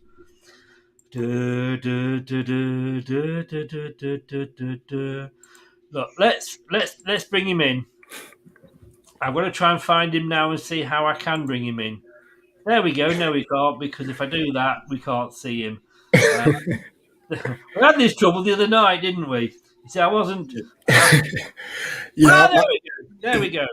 I've just had a look at this new layout thing. It looks cool, but I guess it takes a bit of adjusting. You just got to remember what's where. You know what I mean? Half of them aren't on view, and the ones that they drop below. And look at that. See, you're very low anyway. But what can I say? There we go. Rich, you've got to be the happiest man. Honestly, I mean, I all I wanted was a result. To get the performance that we did as well was unbelievable. I'm sorry, first of all, Chris, Brad, thank you for having me on today. Brad, obviously, it's been a while. Hope you're well. Literally, that first half of football was unbelievable from our standpoint. I think it finished off with 20 shots, 5 on target, 4 off target, 11 blocked. It was like an onslaught.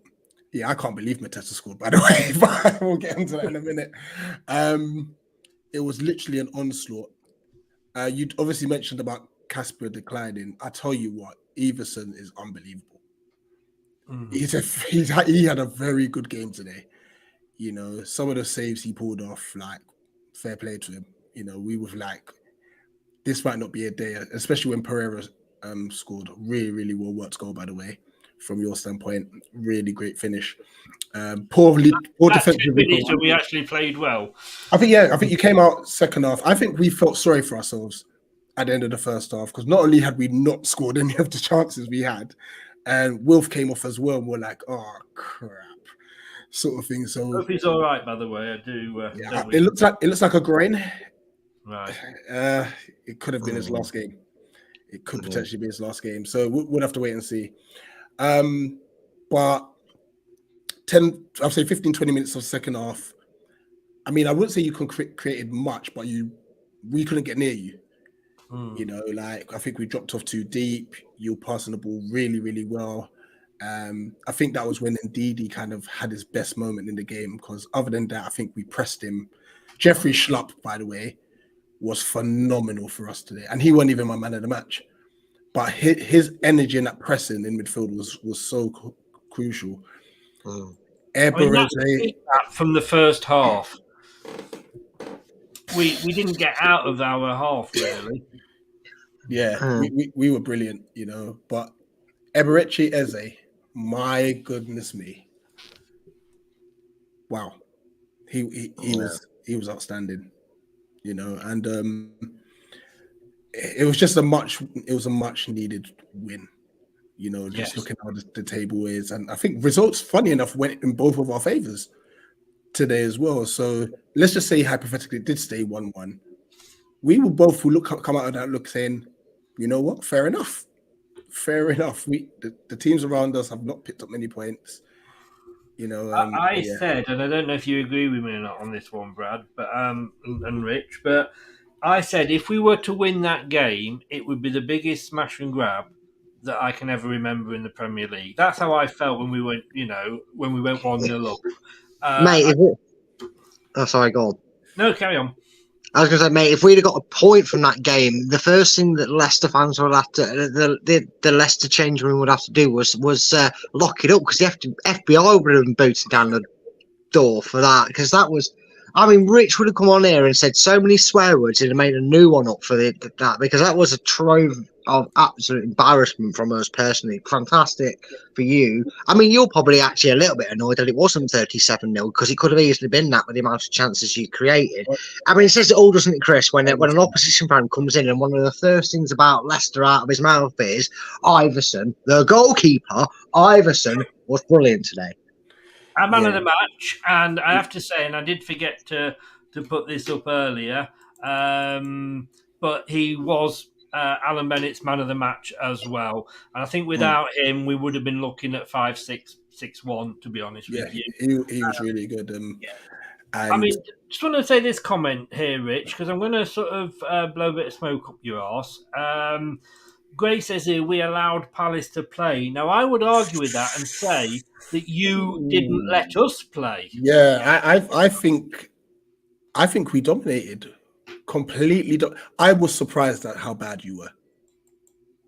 Yeah. Like, just the simple things, just passing the ball out of play and stuff. And I think just before I came on, I heard you mention Christensen. I think that period, like towards the middle to the end of the first half, he was getting a little bit more joy. Like Joe Ward, we were all sitting, we were in the stands, we were like, he needs to come off. He is struggling, you know. But then after that, it's like he went very quiet and such. And he was on the yellow as well, which just, you know, when you got one easy effect on the yellow, we've only just got Faze back. I unfortunately, I hate to say this, I actually agreed with Brendan on that one. But can I just say, I mean, you know, we've been joking about having Roy back, haven't we?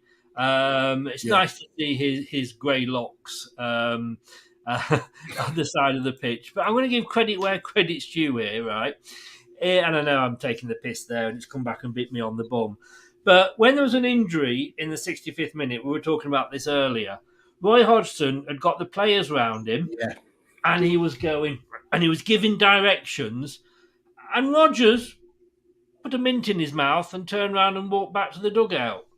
And I'm thinking, like, fuck's sake, you know what I mean? I mean, I give up. I really do give up, because I got to say, fair play to Roy. He's come back. It wasn't so much a new manager's bounce as a new manager's Mount Everest. Yeah, he's really just put a smile on everyone's face again. Like I said, I mentioned Eze. his form had dipped like drastically. But today he was everywhere. I'm seeing him making tackles like at the edge of our own box, you know, showing the skill he has. He was very unlucky with one where he not made Dewsbury Hall, you know, and Everson got down low to make the save and such. And I just think all round, man for man, minus Joe Ward, I'll say, it wasn't his worst game, but he did find it quite difficult. We were brilliant and stuff, and even like Jordan Ayew, you know, just trying to run forward with the ball, and which led to, I mean, honestly, I literally crowd surfed in Selhurst Park. I even dropped my phone. I didn't realize until all the celebrations were over. And you know what? I think this is another reason why we hate VAR, because it was only after the celebrations had died down that I was like, wait a minute. Yeah. Because if this goes to VAR, then we're in problems there and stuff. So, but honestly, I'd lost my voice and it's only just come back. This was the second goal, yeah? Yeah. Yeah. I mean, again, well taken. There was no way you were offside. Didn't even need checking for me. But Brad's going to hate me for reminding them of this, Brad. But do explain to me your prediction for the Villa game. I said 5-0 Aston Villa. That's exactly what I said. It was a typo. It was a typo in my own voice. What I thought, see, you said I could change this, and I want to change it. Swap it round. My new prediction is Villa 5, because that was an embarrassment. I need to stop drinking coffee. I tell you, that's what gets me excited. Full stop, I think. I mean, looking at that table there, both of you, and we'll come to Brad first. I mean, I know, let's get it out of the way. I'm looking at that, and I just cannot see.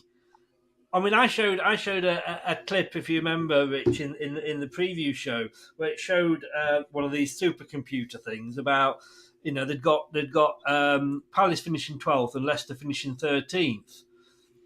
We're going to finish 30th, Brad, aren't we? I know there's only 20 teams in, but that's how bad we are.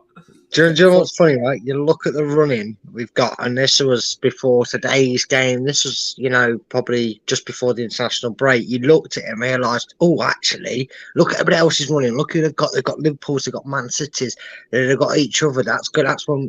Well, let's check back. Southampton beat us twice. West Ham, we beat.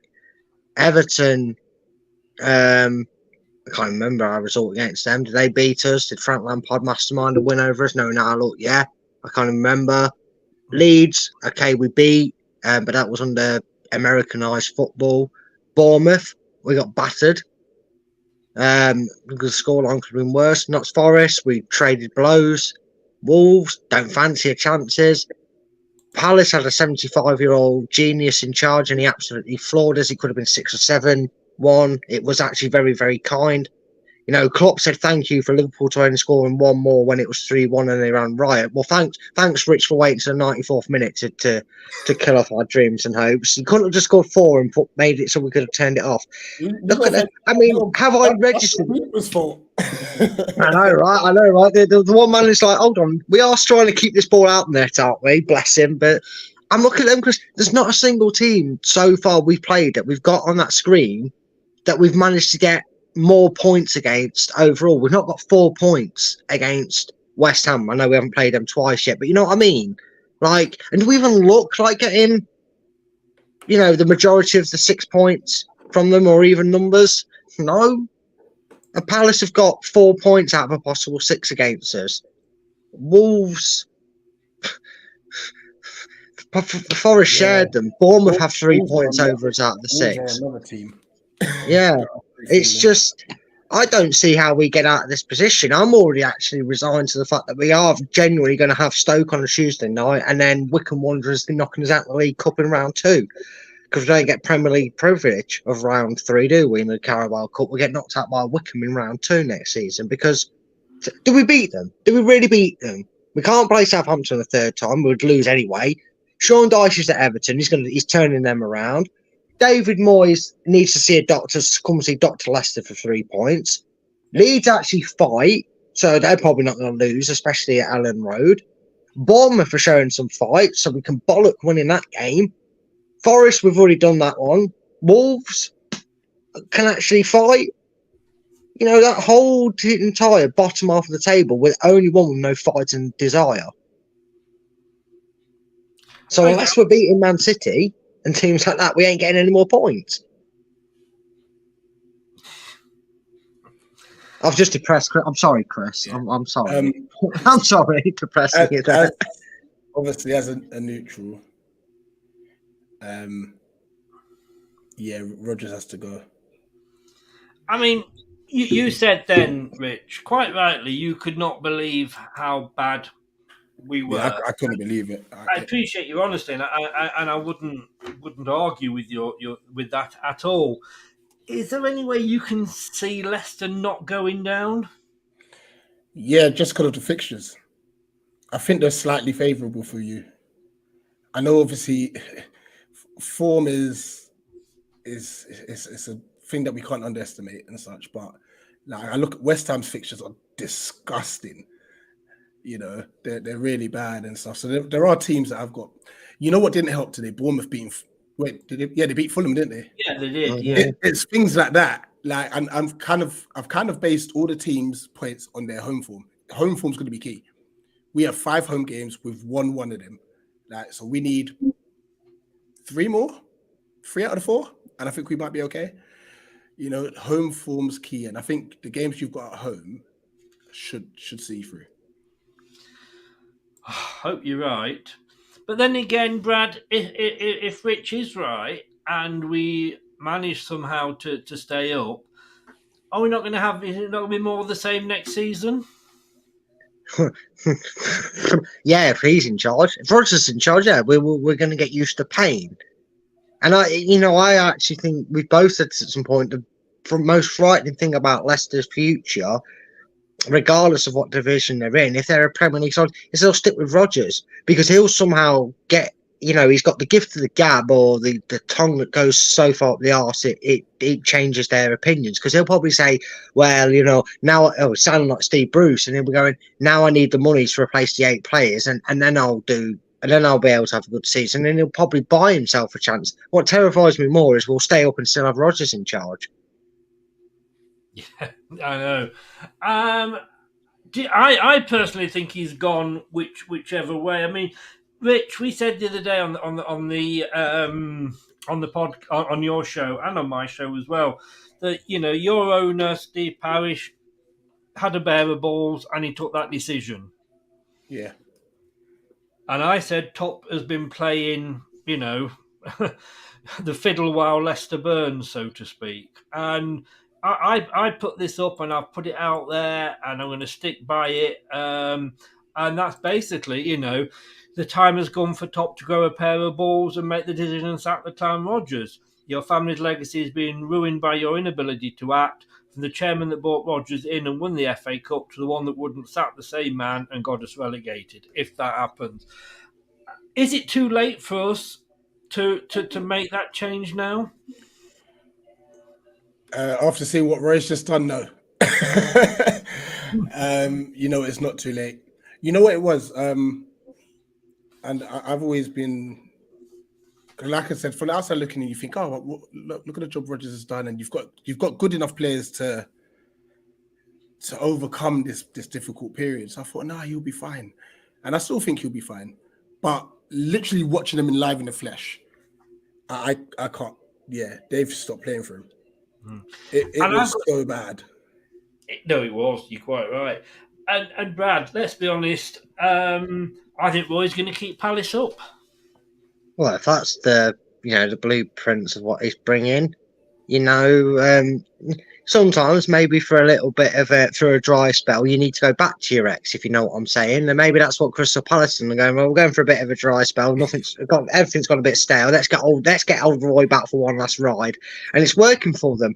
We joked about it before, and we've turned it down every time it's brought us. Maybe we need to go back to the toxic ex that is Nigel Pearson, if you know what I mean, with his antics and the ostriches. By toxic, that's what I mean. I don't know, because I'm out of ideas to really put anyone out there, because no experienced manager is going to come and take it. No manager of any calibre that Leicester owners would want to bring in to a Premiership team is going to come and touch Leicester with a 10-foot or a 20-foot barge pole at this rate.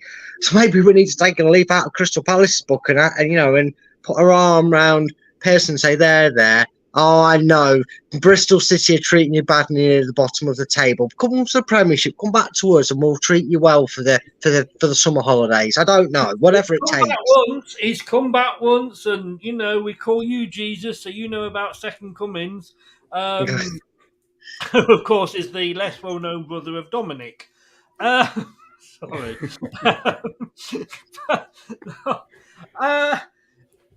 Rodgers. I'm sorry. Pearson, let's be honest with you, he wasn't sacked because of his performances. No. At least he showed a bit of fight, and whether you agree with how he handled the press, he was trying to take the pressure off his players. He just wasn't as good as Mourinho was, and it did backfire. But he will at least put some fire in the belly out there.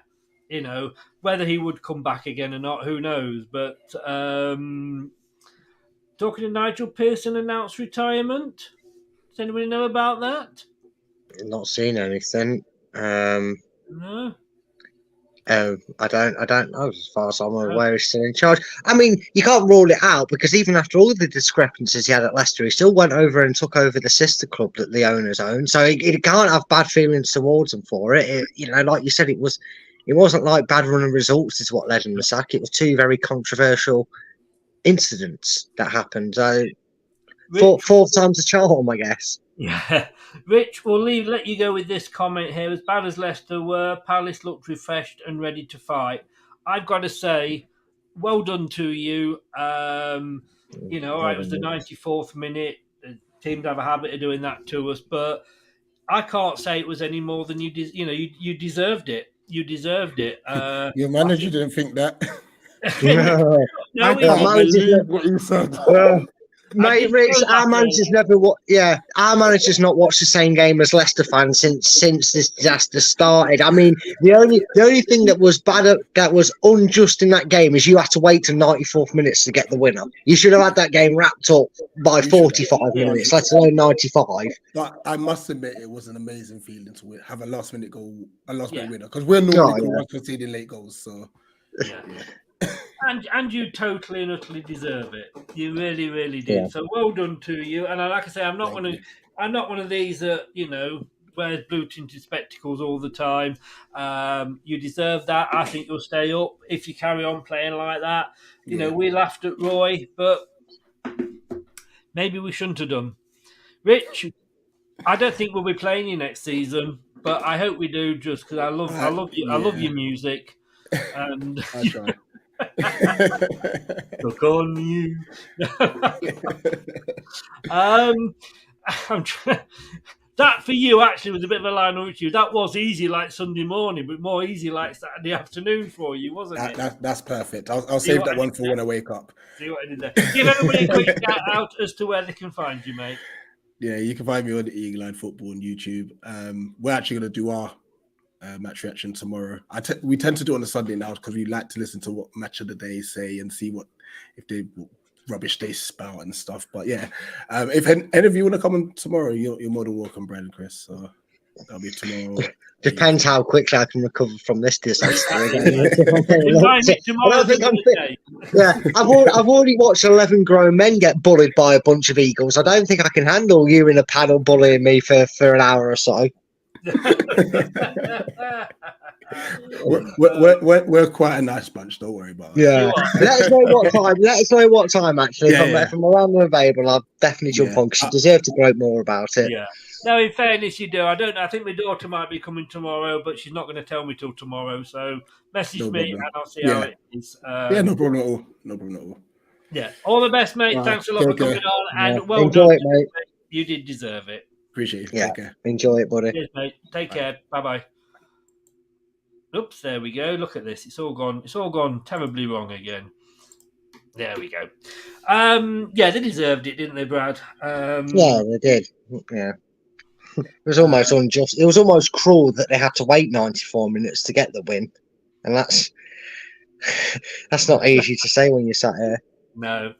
Richard is in right at the last minute. He goes, "Good evening, fellow Championship contenders." I said the other day, Richard, on a fellow West Ham fans chat, that I would swap Moyes for Brendan, and I would do Please. Right? Sorry, I was too ahead of you by that statement. I knew what you were going to say, so I said, please, see what you said. Sorry. It's that delay. We still haven't got Yeah. used to it. No, I would swap him at a heartbeat, because I just think any new manager that comes in will just let him play football. Ignite us, and there's a freshness coming in, as we saw today. We will be back on Monday, Brad. Oh yeah, not talking Leicester. Oh, we're still all week, damn it. Yeah, I think we might have a manager special Monday night. Maybe talking about touchline bans. I think maybe.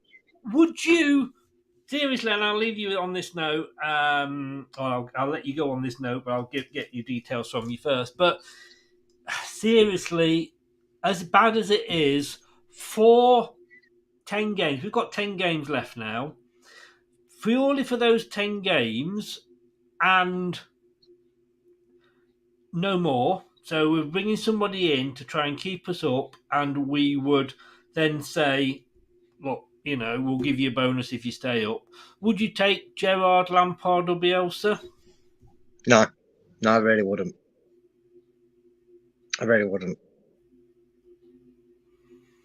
I would take somebody else. I would take Frank. I would take Sam Allardyce. I won't say fat Sam then, but I nearly said fat Frank and said nothing. I'd take an Allardyce, who's a specialist in it. I'd take David Moyes, who's a specialist in it, because they have things that's called, and Rodgers might not understand this, but it's called a brain cell. Because them sort of managers, right, in the short term, they will look at the situation and go, okay, play free-flowing football. That's what suits you. I've done all the work. I've looked at you all and I've gone, the best way to do it is this. And it works. No, Lampard and Gerrard. We're not a team that needs a star-struck midfielder to walk in there, because it won't impress them. Look, why did it work in Scotland for Gerrard? Because the Scottish hadn't seen any talent since Henrik Larsson, for God's sake. So having Steven Gerrard walk in was like, I don't know, oh God, it was like getting a live performance from, I don't know, Kanye West or someone like that. Someone who makes you starstruck. I don't know, but no, he doesn't. He won't. Neither of them will inform it. And Bielsa couldn't even be asked to learn the language. So why would he be asked to keep Leicester in the Premiership? They're probably the only three names. Well, Scott Parker goes in that, but he's not even a manager in my caliber of a book, that I wouldn't have. But there isn't many other names that I would rule out there. Even, dare I say, Americanized football, Ted Lasso. I'd consider him for that. I'd take Jesse Marsh, yes. Right. Brad, where can people find you? Probably hiding away. Oh, can I just say, while you're doing that, just carry on, tell people where they can find you. They can find me crying into my blanket at night when I try and go to sleep. But if you're not that perverse and want to see me on camera, then you can find me on my YouTube channel, Top 10 Battles. And you can follow me on Twitter at Full Time Focus. They're the best places to find me. And obviously here. And here when you're... when we're crying in each other's arms. Can I just say, and this, I'm just going to go, because this has just been put up. This is Brendan Rodgers outside the KP right now.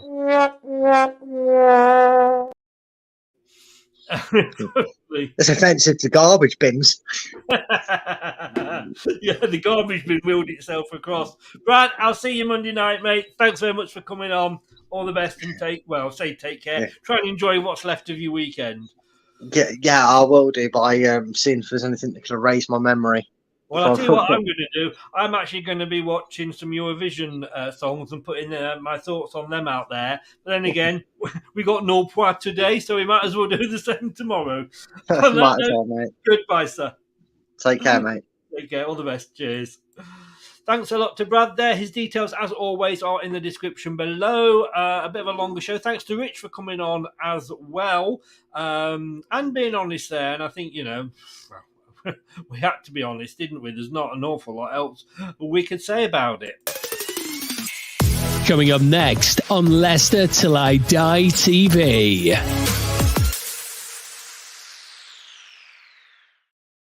For those of you that are into music, we are going to be doing some Eurovision previews tomorrow for Eurovision 2023.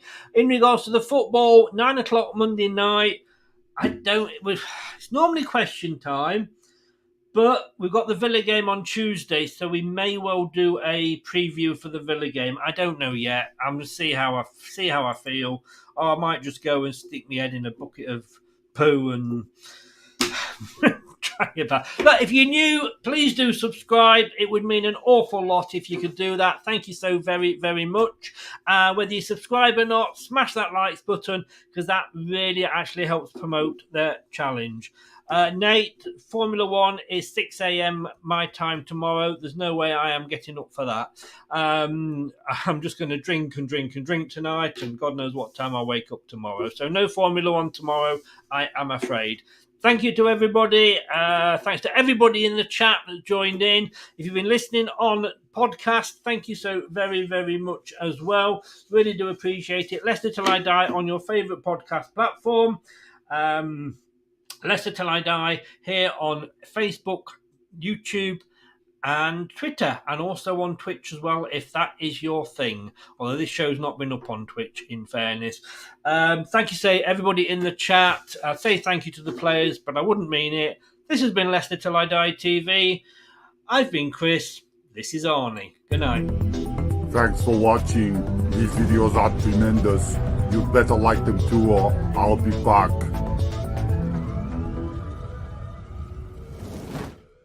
This podcast is proud to be part of the TalkSport Fan Network. TalkSport. Powered by fans. That's all, folks. Thanks for watching Leicester Till I Die. This is Chris saying goodbye and see you next time.